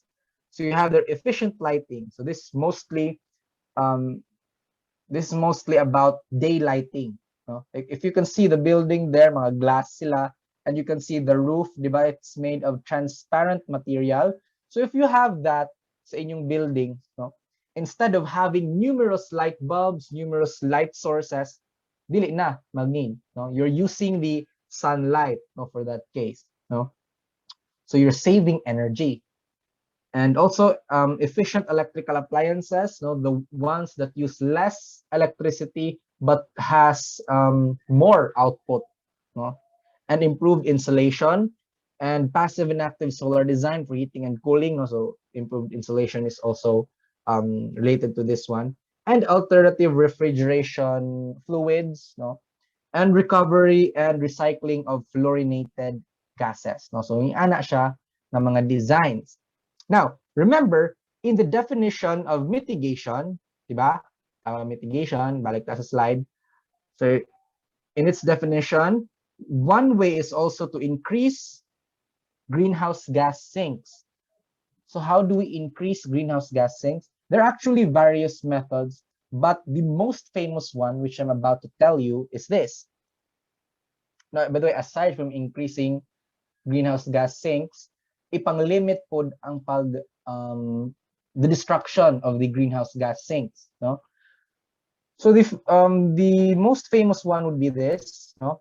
To increase the number of trees, no, plant more trees to help support forest life, forest ecosystem, no? So your plants, especially your trees, they serve as greenhouse gas sinks in the sense that through the process of photosynthesis, they fix carbon in their systems. So they're absorbing carbon dioxide from the atmosphere, and they store that in their systems, in their cell walls, in their other in their cells, their tissues, because these are carbon-based life forms, no? In their structure, carbon na siya. Okay. And again, by having more trees, there will be more greenhouse gas sinks, no? And in the same manner, we should also limit and even reduce deforestation. Okay, say pulos, di ba? So nga siya nga case. And then, aside from that, we must also reduce greenhouse gas emissions, di ba? So you must reduce greenhouse gas emissions as well. Okay, now, knowing all of these, so before we ask what can we do, this time I'll ask you, what can you do? Diba? So keep that in mind. Again, ayaw mong ka-pressure, you don't have to be perfect in doing mitigation things. At least you're trying, no? Because the others are also trying as well. It doesn't have to be perfect.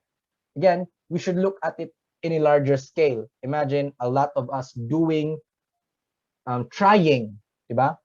So imagine the effect of that.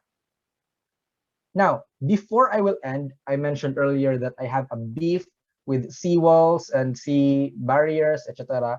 So I'll give you a short discussion. These are a few slides from my webinar pod last year. No, not last year, last May. Okay, So my topic for that time was the ecosystems, disaster risk reduction management in coastal areas. So I'll just give you a few points in relation to that seawall. Okay.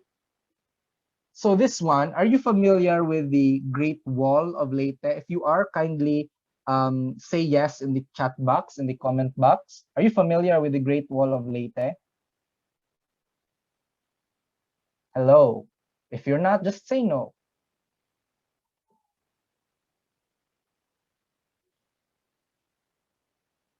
Oy. So the Great Wall of Leyte, okay, familiar Sir Jadi. Okay, so a lot of you are quite unfamiliar with this issue. Okay, again, in relation to coastal management, I think the most famous issue is the one in Manila Bay with San Miguel Corporation, no? So lahi po to siya. So grabe sad kayo to. I think mas masahol to. But anyway, remember Yolanda pag 2013, 'di ba? Grabe itong storm surge and etc. So daghay na nga matay. So it was proposed mga around ato nga time, no? Around that time pa after Yolanda jud nga nag tide embankment project, no? So it's the Great Wall of Leyte, no? So again, this Great Wall of Leyte will displace at least 10,000 families, potentially affect hectares of mangroves, and may bring about more environmental hazards than what the project aims to address. I will elaborate my points later on. Okay. So this news article is from 2016, no? Fishers, environmentalists, they declare war against the Great Wall of Leyte. I think the leading mangrove scientist pod, no, Dr. Jurgen Primavera, she's also against this Great Wall of Leyte thing. Okay, we also have here Yolanda survivors protest billion peso seawall project. So this is from CNN Philippines of 2016. And then a Great Wall of Mangrove proposed against future storm surge instead. So around 2013, remember, kaning mga news articles before that I mentioned were in 2016. But in 2013, nag-suggest a Great Wall of Mangrove against future storm surge. Okay, let's check the details. So according to Presidential Communications Operations Office Secretary Herminio Coloma Jr., okay, the entire coastline of Leyte and Samar Island provinces have been marked with areas of no-build zone and being complemented by mangrove reforestation designated areas.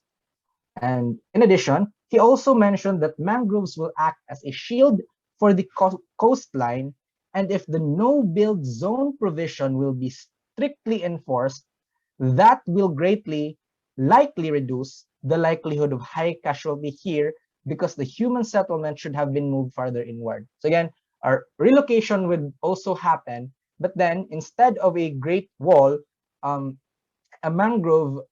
Great Wall of Mangrove has been proposed instead. Now, so this is a 2020 vlog, no? Iyagi vlog ang 7.9 billion seawall facing the Pacific Ocean. So this is the Great Wall of Leyte.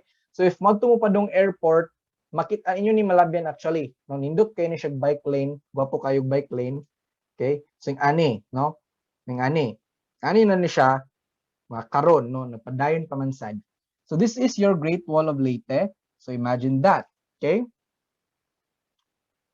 And then, the reason for my beef about this is that 2013 pa, gi-propose ang Great Wall of Mangroves, and then 2016 nagsugod ng until 2016 no nay nagasigi og protest, and then even the leading mangrove scientist, imagine that, mo disagree siya ana.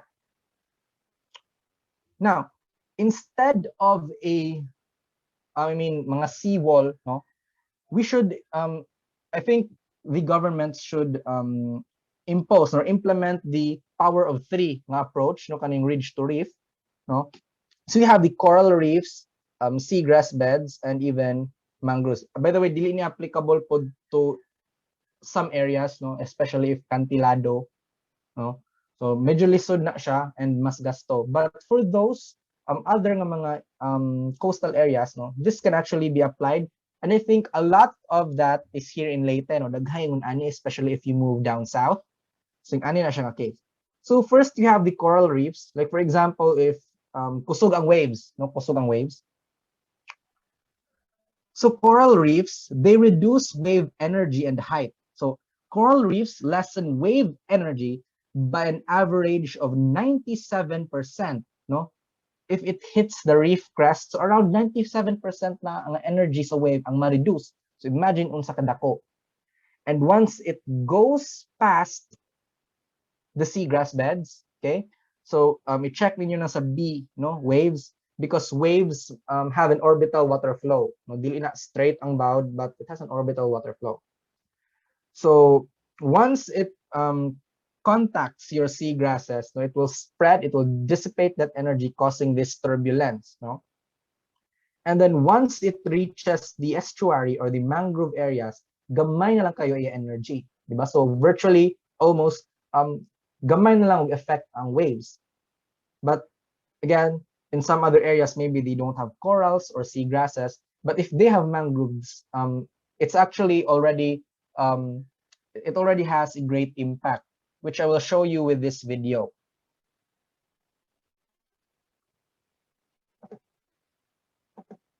Uy, sayop day, pointer dapat. Okay. So as you can see there, no, wala siya seagrass, wala siya corals. So thick ang mangrove area. So you can see there the reduction of wave energy, no?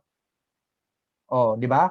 Ikabot dito, virtually wala na bound. No, there are no more waves.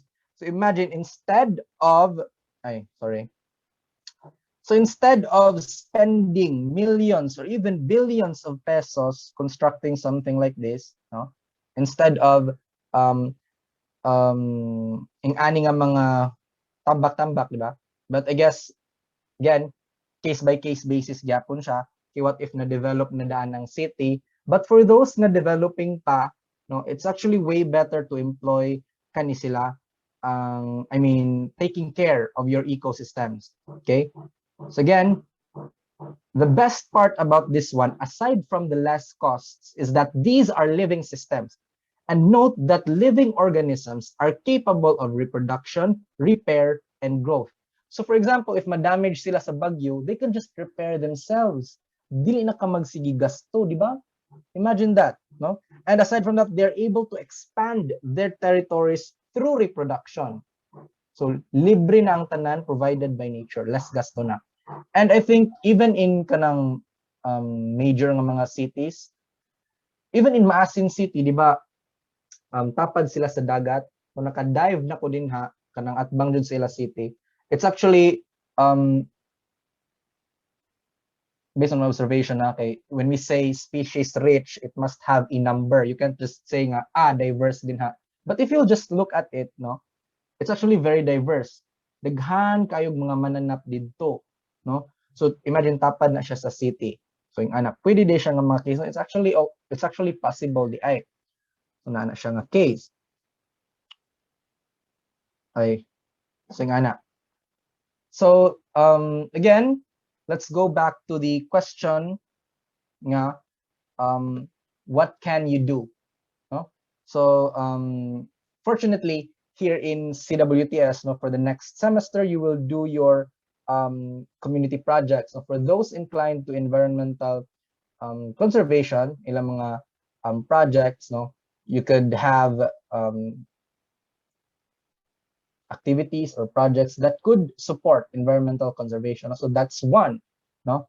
CWTS in NY11 has given you that opportunity. So again, that's all for my topic about climate change and gamay about seawall. So I hope you have learned a lot. Okay, that will be all. Hello. Yes, sir. All right. So thank you so much, Sir Felix John. So your presentation is indeed very timely and relevant, especially sa atong time today. And I hope the students had learned a lot from the topic and also from the previous topic that Ma'am Sinisa actually tackled earlier. So if you have questions regarding the topic discussed by paste or comment your question so that maansira ni Sir Amistoso ang inyong mga pangutana.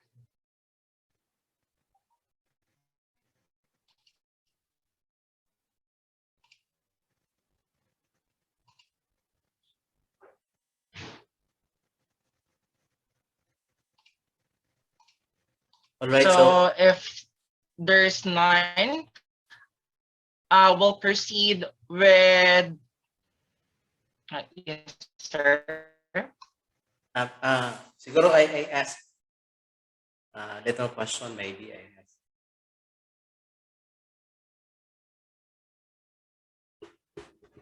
This question, may I be the first?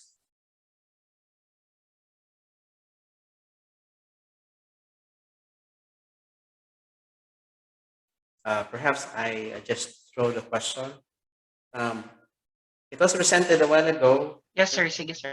With Sir John about greenhouse gases, but we do not know which of these greenhouse gases is abundant in our atmosphere.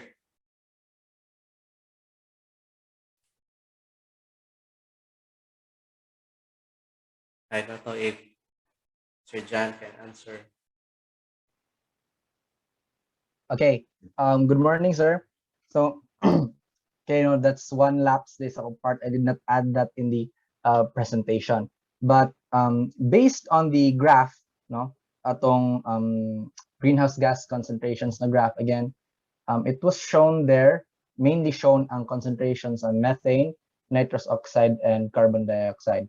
Now, in relation to ocean acidification, for which in case is it's mostly good ang carbon dioxide, di ba? If the carbon dioxide concentrations in the atmosphere will increase, so will ocean acidity. So in that case, no, we can safely say nga major or main inference from that is it's the carbon dioxide. Okay, the frequent use of natural gas, petroleum, and coal, it will release high amounts of carbon dioxide in the atmosphere as well, because these resources were derived from dead organisms from many years ago. So again, since these are from dead organisms, therefore they are carbon based. All right, thank you, Sir John. So therefore, if it is carbon dioxide, to lessen the amount of carbon dioxide is that we need to plant trees, because trees will absorb carbon dioxide as part of photosynthesis. So perhaps that is, I think, one of the key input to our students to contribute on tree planting. But I guess more than tree planting, I think the new paradigm now is on tree growing. Kasi nga, Yes, it's easier to plant, but survival rate of this plant is thing in question. Like for example, we've been doing a lot of tree planting every graduation. We already produce thousands of graduates, and yet I don't know if what's the status of this tree planting. And another thing is, I'm asking the question because if it is carbon dioxide, perhaps for engineering students, we can develop something like carbon dioxide collector. What I have in mind is that why not collect carbon dioxide and create a new product from there? For example, I think we know that diamond is a long chain of carbon. If we're able to collect carbon dioxide and maybe create something that will process this in order it will bind like diamond, perhaps we can create a new product. I don't know, but I think that is a possibility because carbon dioxide is carbon. With perhaps technology for engineering students to allow this carbon dioxide to process and become diamond, perhaps we can be richer than anyone. What do you think?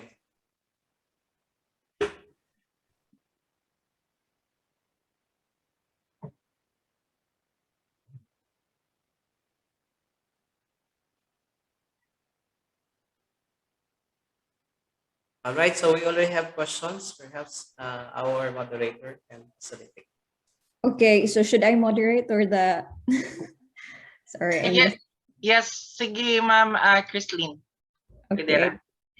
Thank you, sir. So we have one question here in Zoom from Team Responsibility, Roland Sheena Esplago. So I think this one is for Sir Felix, no? Sir, on the case of GHG sinks, how does phytoplankton help with CO2 absorption po? Not everyone knows po kasi the role that phytoplankton and marine fauna plays in keeping check the GHG concentration sa atmosphere. So can you please give us a brief discussion lang po how phytoplanktons help? Okay, so that's a very excellent question now. And I like this question because my thesis is on plankton. Okay, so thank you for the question, Roland Sheena. Again, marine phytoplankton, they're actually the, how do you call this? Kana ganing wa kay natagad. They are the, basta na yung term ng wa kay natagad. Nga, they are the ones that actually, all of them combined, no, I think they have more effect in carbon fixation compared sa mga terrestrial ng mga trees. Imagine, wide kayo ang oceans, and then you have phytoplankton ana nila. So again, since no, from the word nyo phyto, so these are plant-like protists. So they are capable of photosynthesis. Now, these phytoplankton, unlike your trees, okay? Unlike your trees, the phytoplankton are, I mean, they reproduce rapidly, okay? So again, as living systems, they store this carbon in their bodies. And when they die, you know, that carbon is present in their cell walls, no? May cell walls sila carbon. And when they die, they'll just sink into the bottom of the oceans. So there's actually a carbon sink sa ilalom, no, nakastore ng mga carbon. So that's one, okay, brief naman daw. Okay, so that's one brief role, no, of the phytoplankton in CO2 absorption. Okay, so were you satisfied with that, Roland, Sheena, or would you want more?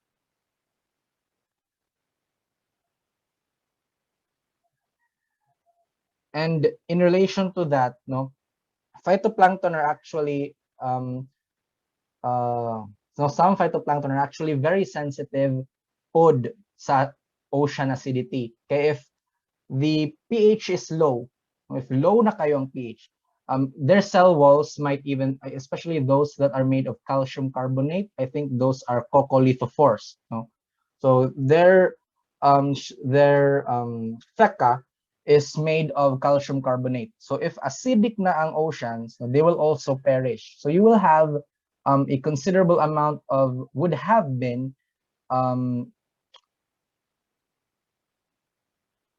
fixer of, no, of, okay, let's just say fixer, a fixer of carbon dioxide to be gone. Kaya mamatay man sad sila sa acidity. So nasa na siya nga case. Then it actually involves a lot of factors. It's not a one line. But in relation to phytoplankton being carbon sinks, no, mo to siya ko explanation, okay? So compared to trees which grow slowly, they have a fast term ang rate, no, nga they reproduce fast, and then when they die, they just, sorry, sir. Sorry, sir. Sorry to interrupt. Okay. So mao to siya. Na jud ti term na nakalimot ko. Anyway, so mao na siya. So are you satisfied with that, Roland, Sheena? So sir, on the question po, which is a better, which is better? You can't do anything sa phytoplankton actually. Okay, they are very sensitive to various environmental factors. What we can actually do, yun, is for sa trees ra gyud ato mabuhat, diba, we can actually plant them. But again, collectively, phytoplankton can do much more. In that case, we can't really try and control them. Okay, they are spread out in oceans. Now, let's say if you will add, this was a famous idea before. So let's say you add fertilizer sa dagat so that the phytoplankton will proliferate. But what will its effects be in other organisms? That's actually conceptualized before. Kay naman to'y research gani. Nag-drop sila og iron, no, fertilizer nga rich in iron. And then makita nila nga ni fluoresce, no? So that means nga ni bloom ang phytoplankton populations in that part. So nato idea nga famous before nga what if we do that, no? Maybe we can stop global warming kay daghan ang mo fix sa carbon and then mo sink ra sa bottom of the oceans. However, what will its effects be on your sea turtles? What will its effects be on your fish? What will its effects be on, di ba? And since you mentioned phytoplankton, one of the major groups are your dinoflagellates. And your dinoflagellates, these are the ones that have, I mean, they produce certain toxins, di ba? And these toxins, they accumulate themselves in your talaba, in your mga anak. So that's why if daghan sila, which is again, I mentioned before, harmful algal blooms, the most famous example would be your red tide. So mo na siya mga case, no, very harmful. Kaya mga kibaw if you don't know the phytoplankton composition in that body of water unless like advanced kayo nga technology 100 years from now nga i-laser ni mong dagat and then poof na nakay-data whatever phytoplankton is present there. So we don't have that yet. So in this case, we don't and we shouldn't really control ang mga phytoplankton in their actual nga communities. Okay, it's actually very harmful, no? If you play God in those areas, okay? Imo sila ipa-bloom to enhance carbon sink. Then again, remember, everything is connected to everything else in relation to the ecosystems. So you could negatively affect other organisms as well. So in that case, wala lang sa. What we can do would be tree planting instead, di ba? Okay, it's actually what we can do in relation to carbon sinks. And I guess sa example of Sir Joy atong carbon nga capturing, no? And then i-solidify siya, no, from atmospheric carbon, i-solidify siya. And ayan, ako lang po din i-mention before. So what I mentioned atong carbon dioxide kay about sa harmful nga greenhouse gas, because again, if we talk about greenhouse gases in its entirety kay daghan man jud ang water vapor kay ba mo evaporate good from oceans and seas, no, na ano na ako mo evaporate ang water from oceans and seas. Therefore, water vapor ang pinakadaghan sa nasa clouds and then mo condense into rain. So again, kuan to Sir Joy. So if harmful gani, based sa data for me, it would be carbon dioxide. But in its entirety, which I think is also safe lang, is the water vapor. Okay, again, following the normal pattern of the water cycle. So Roland, Sheena, did I satisfy you with that? Or were you frustrated that we can't actually do anything in relation to phytoplankton? See, so how we should not play God, especially if we cannot control those factors. Okay, your phytoplankton are very sensitive compared to your trees, as mentioned by Sir Joy. Tree growing, no, you can actually assist the trees. No? And I think we were also doing tree growing pod, no, with a small group of environmentalists since 2019. Okay, so that's all for my answer to Sheena. Thank Okay, you, thank sir. you. Thank you, Sir Okay. Felix, that sounds satisfying to me. And also, Miss Sheena said she is satisfied. But I guess before I go to the question to Miss Lorraine, let's have a follow-up question first from Mr. Christian Ganosa. I think this question is still for you. So we have, how about algae and moss in a controlled pool, sir? Is it also absorbs carbon dioxide? Then kung moabot na sa excess level ang algae, gamiton to as pulp for paper and soil substrate. Okay, that's actually, okay, thank you, ma'am. That's actually a very great question of Christian S. Ganosa. So Miss Sheena's question was more related on ecology, but yours is actually quite promising because you're thinking about industry, and at the same time, mitigation of climate change and using ang kanang widely available na resource. That's actually plausible. No, that's actually good. No, you're on the right track. So if you can, actually, there are farms, no, algae farms. Are you familiar with spirulina and chlorella? If not familiar, can you please say yes in the comment section? Spirulina, chlorella, are you familiar with those? Okay, no. Yes, okay. Okay, yeah, of course, yung color green, yes. Okay, so your chlorella, uso na sa TV before, no? Cherry fir, chlorella growth factor. So it's actually from your lumot, di ba? And spirulina, it's also considered as a power food, no? 7 grams of spirulina has more nutrients than 7 grams, no, than 100 grams of carrots. So ako na siya research before kay I wanted to culture that as well, no, for my own health. So yan na siya. Pwede nimo siya i-apply actually. So nara kay mga farms that you will induce controlled eutrophication. So that short or that pool or body of water, you will add nutrients para mo-bloom siya. And then you will add air pump, no, to fill carbon dioxide sa imuhang controlled pool. So from that, no, you're actually also mitigating climate change and again contributing to the industry, no. Again, pwede gamiton pulp, paper, salt, no, that's actually good, no, that's actually correct, no. So mo na siya in relation sa industry. Okay, so okay na to siya, Mr. Christian S. Ganosa. So it's actually been done, no, it's Okay, actually enough. been done. Sorry. Okay, thank you so much. Okay. Sir, naagpay another follow-up question for you. Sir, what if you dump the fertilizer rich in iron in Mariana Trench, the world's deepest sea? Is it applicable?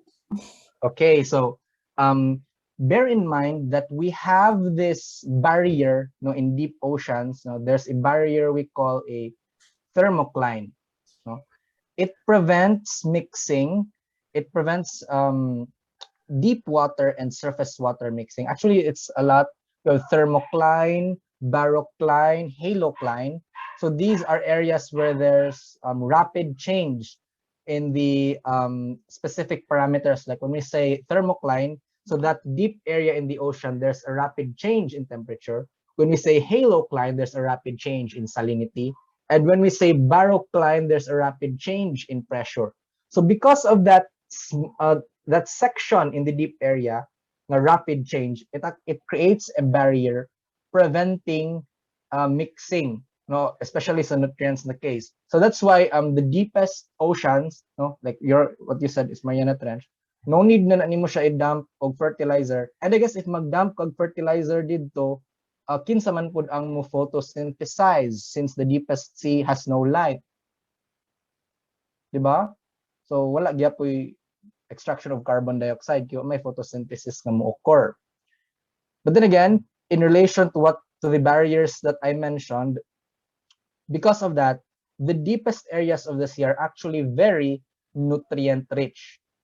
Dili lang siya made available to the surface, except for areas that have upwelling zones. No? Upwelling zones, these are areas in the ocean nga, di ba, we have surface ocean currents. We also have deep ocean currents. So kaning deep ocean currents, at some point, musaka man dyan na siya. If mudasmag siya mga land, etc. So I think na one in Mexico. No? So because of the influx of nutrients, gikan sa ilawom padong didto. So nutrient rich ang water. So mo-support siya phytoplankton growth, zooplankton growth, and because of that, daghan sila dito og sardines. No? Manang daghan sila sardines dito. So nga na siya. Again, na barrier, and for the nutrients to be available in the surface areas, you must have upwelling zones, which is not really kanang available sa tanan parts sa world. And again, walay mo photosynthesize dito, so pundo ra ng iron dito. I guess it would mix with sulfur deposits. I'm not quite sure. So magkumpul ra sila dito. It will not be used in photosynthesis because there's no sunlight. Okay? Okay, thank you, sir, for your answers, and also to everyone who raised their questions to Sir Felix. This one is for Miss Lorraine. How safe it is to be an eco activist or eco warrior in the Philippines? Oh my God. No? I'm expecting this question. So, eco warrior. No? So, it is a person actively involved in preventing damage, no, to the environment. So how it's safe,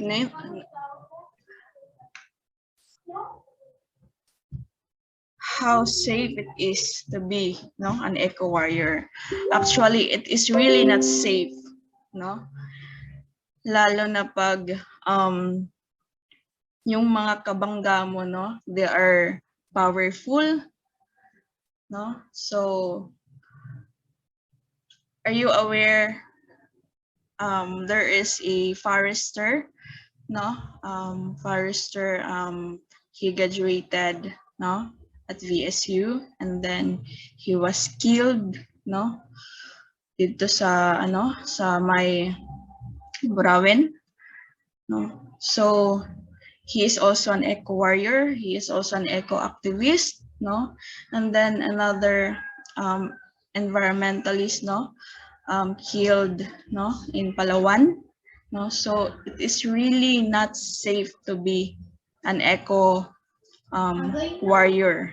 So for us, no, to be safe, no, for us to be safe, we're just making environmental education, no, in a balance, no, balance lang, no, dapat balance lang ta, no, that we are just focusing this one, no, and make sure nga we are not dealing, or we are not hindi tayo bumabangga doon sa mga powerful, no.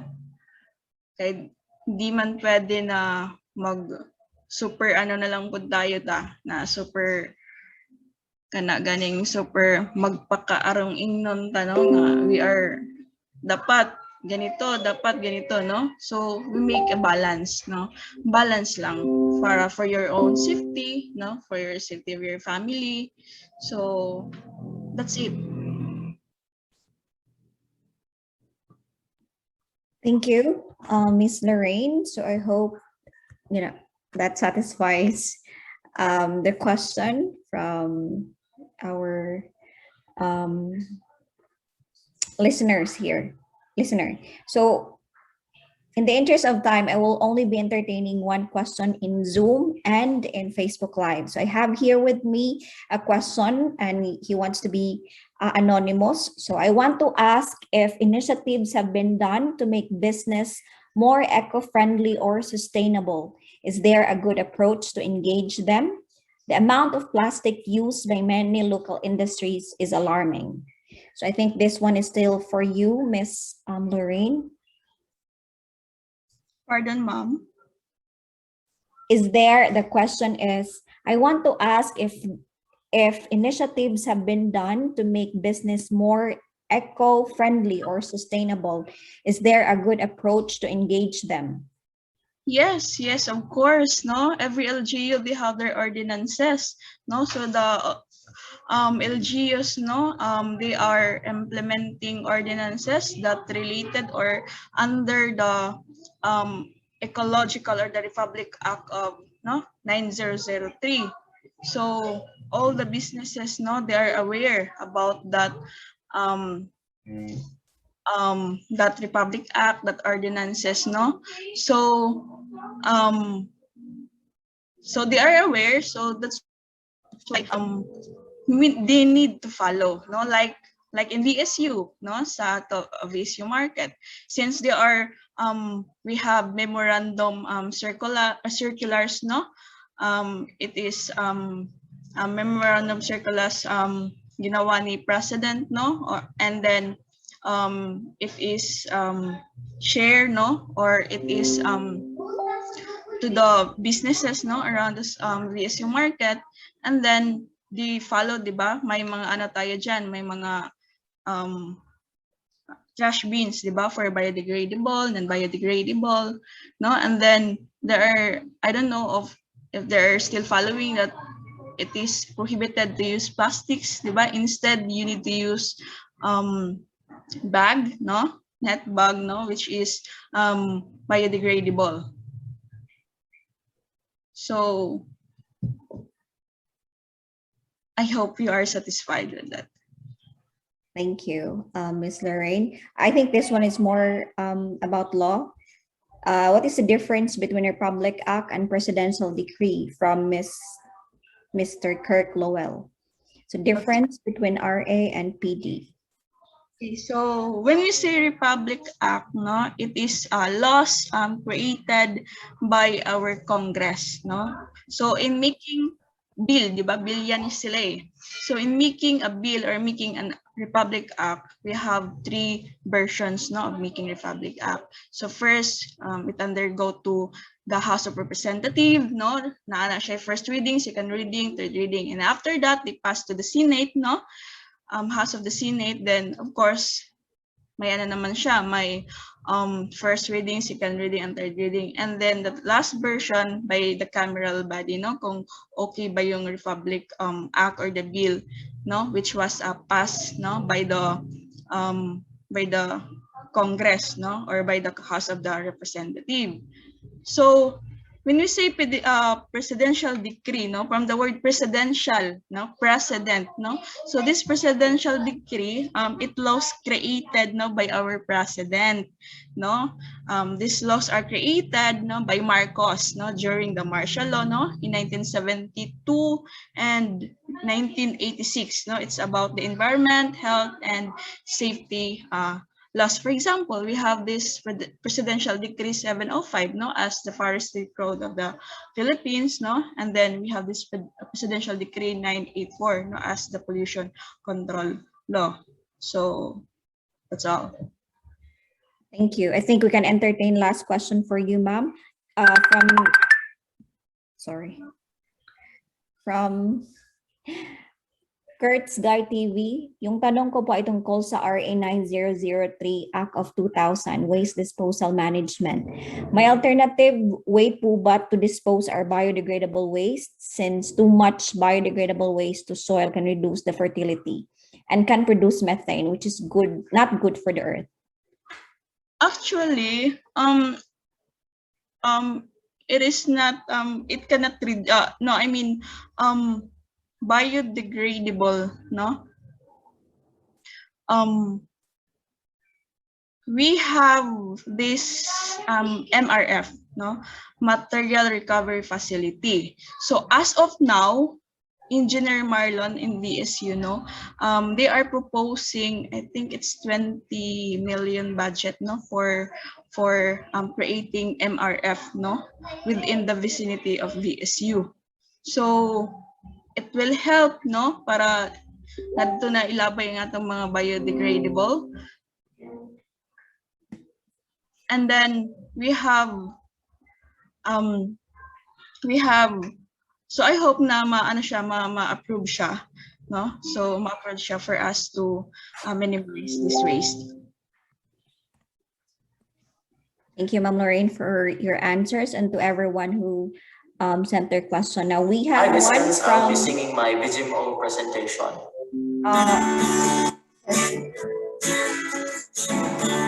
Sorry.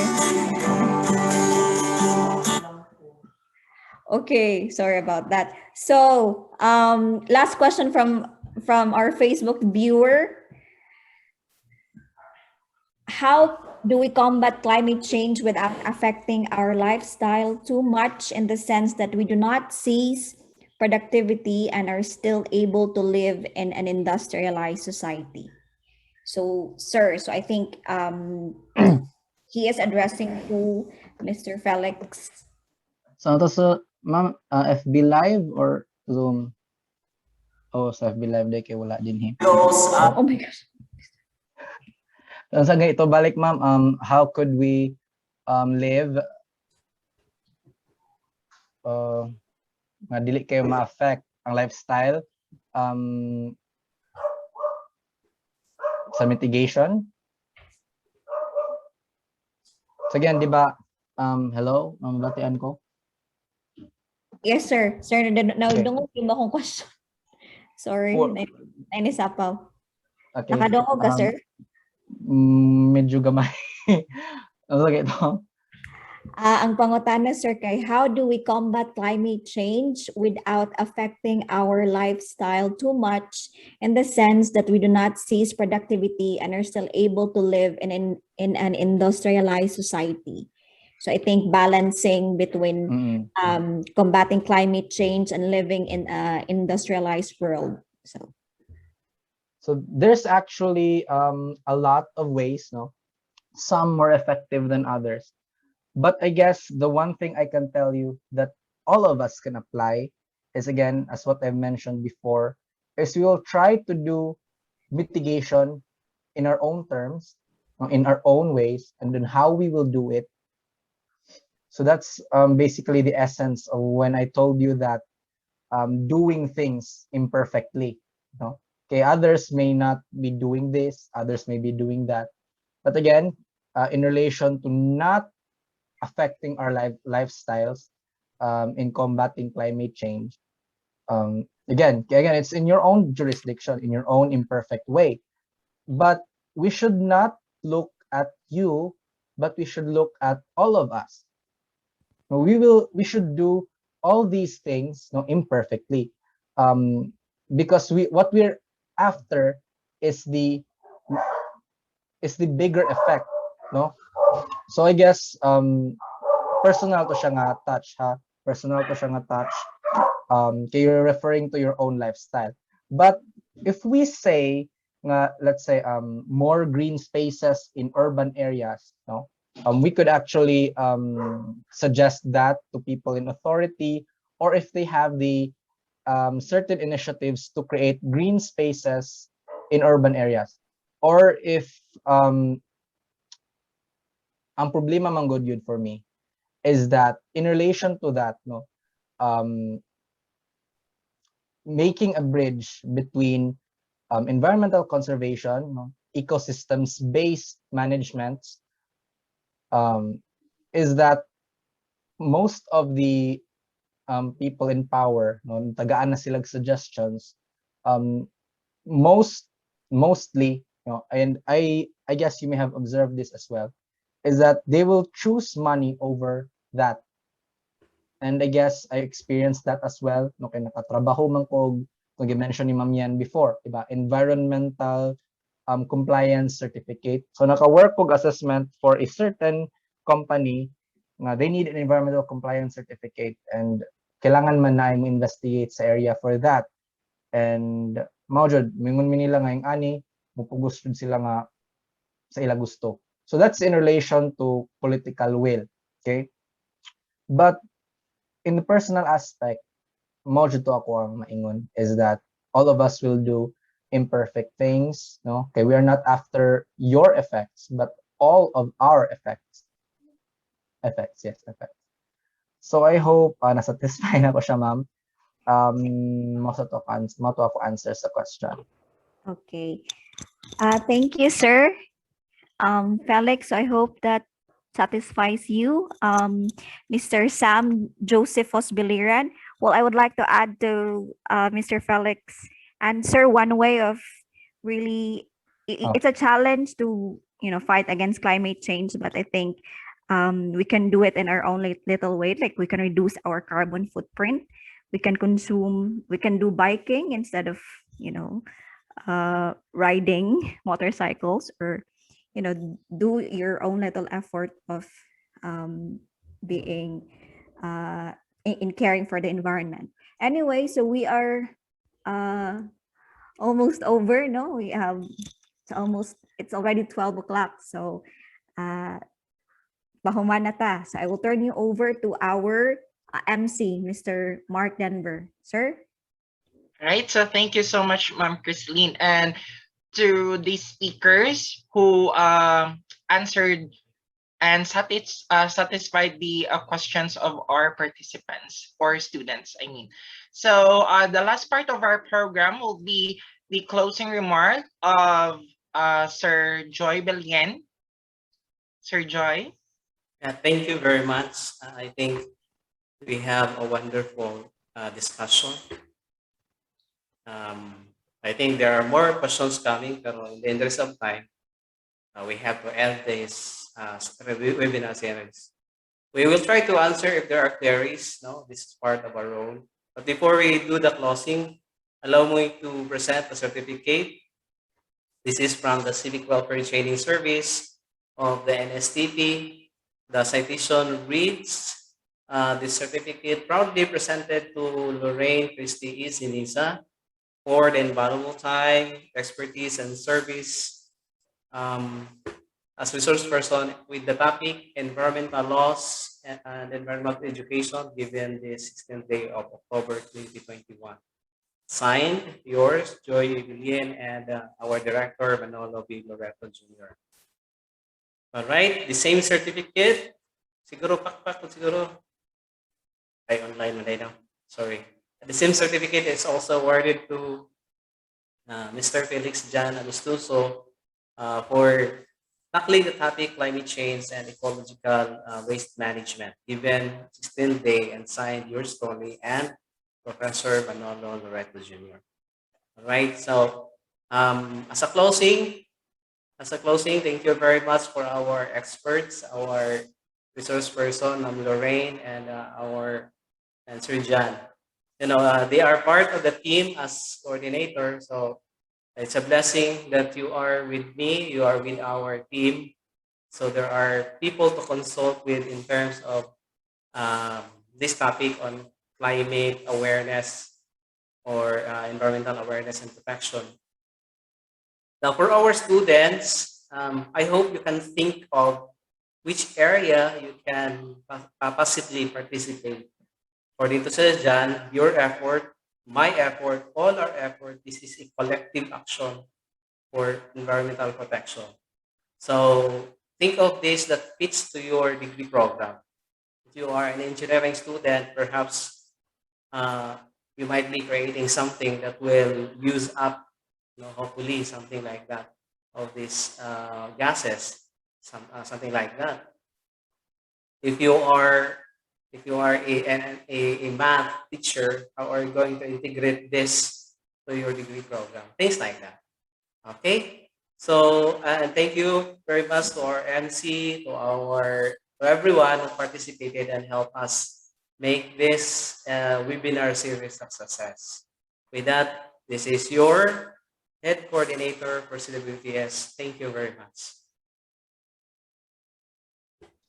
All right, so thank you so much, Sir Joy. And I do hope everyone, especially the students, have namin na learn through this webinar series, and then you will apply it by heart also. So thank you so much sa atong speakers and everyone who attended. Thank you so much for taking time. Bisag medyo nila pa siya sa atong designated nga oras. All right? So thank you so much and God bless everyone.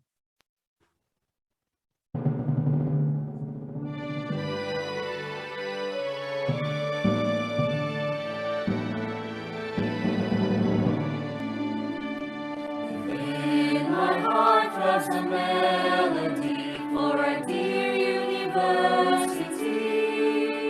with fruitful fields and verdant lawns, with gorgeous sunsets and beautiful dawns, a school with a noble mission, from the sport to establishment, countlessly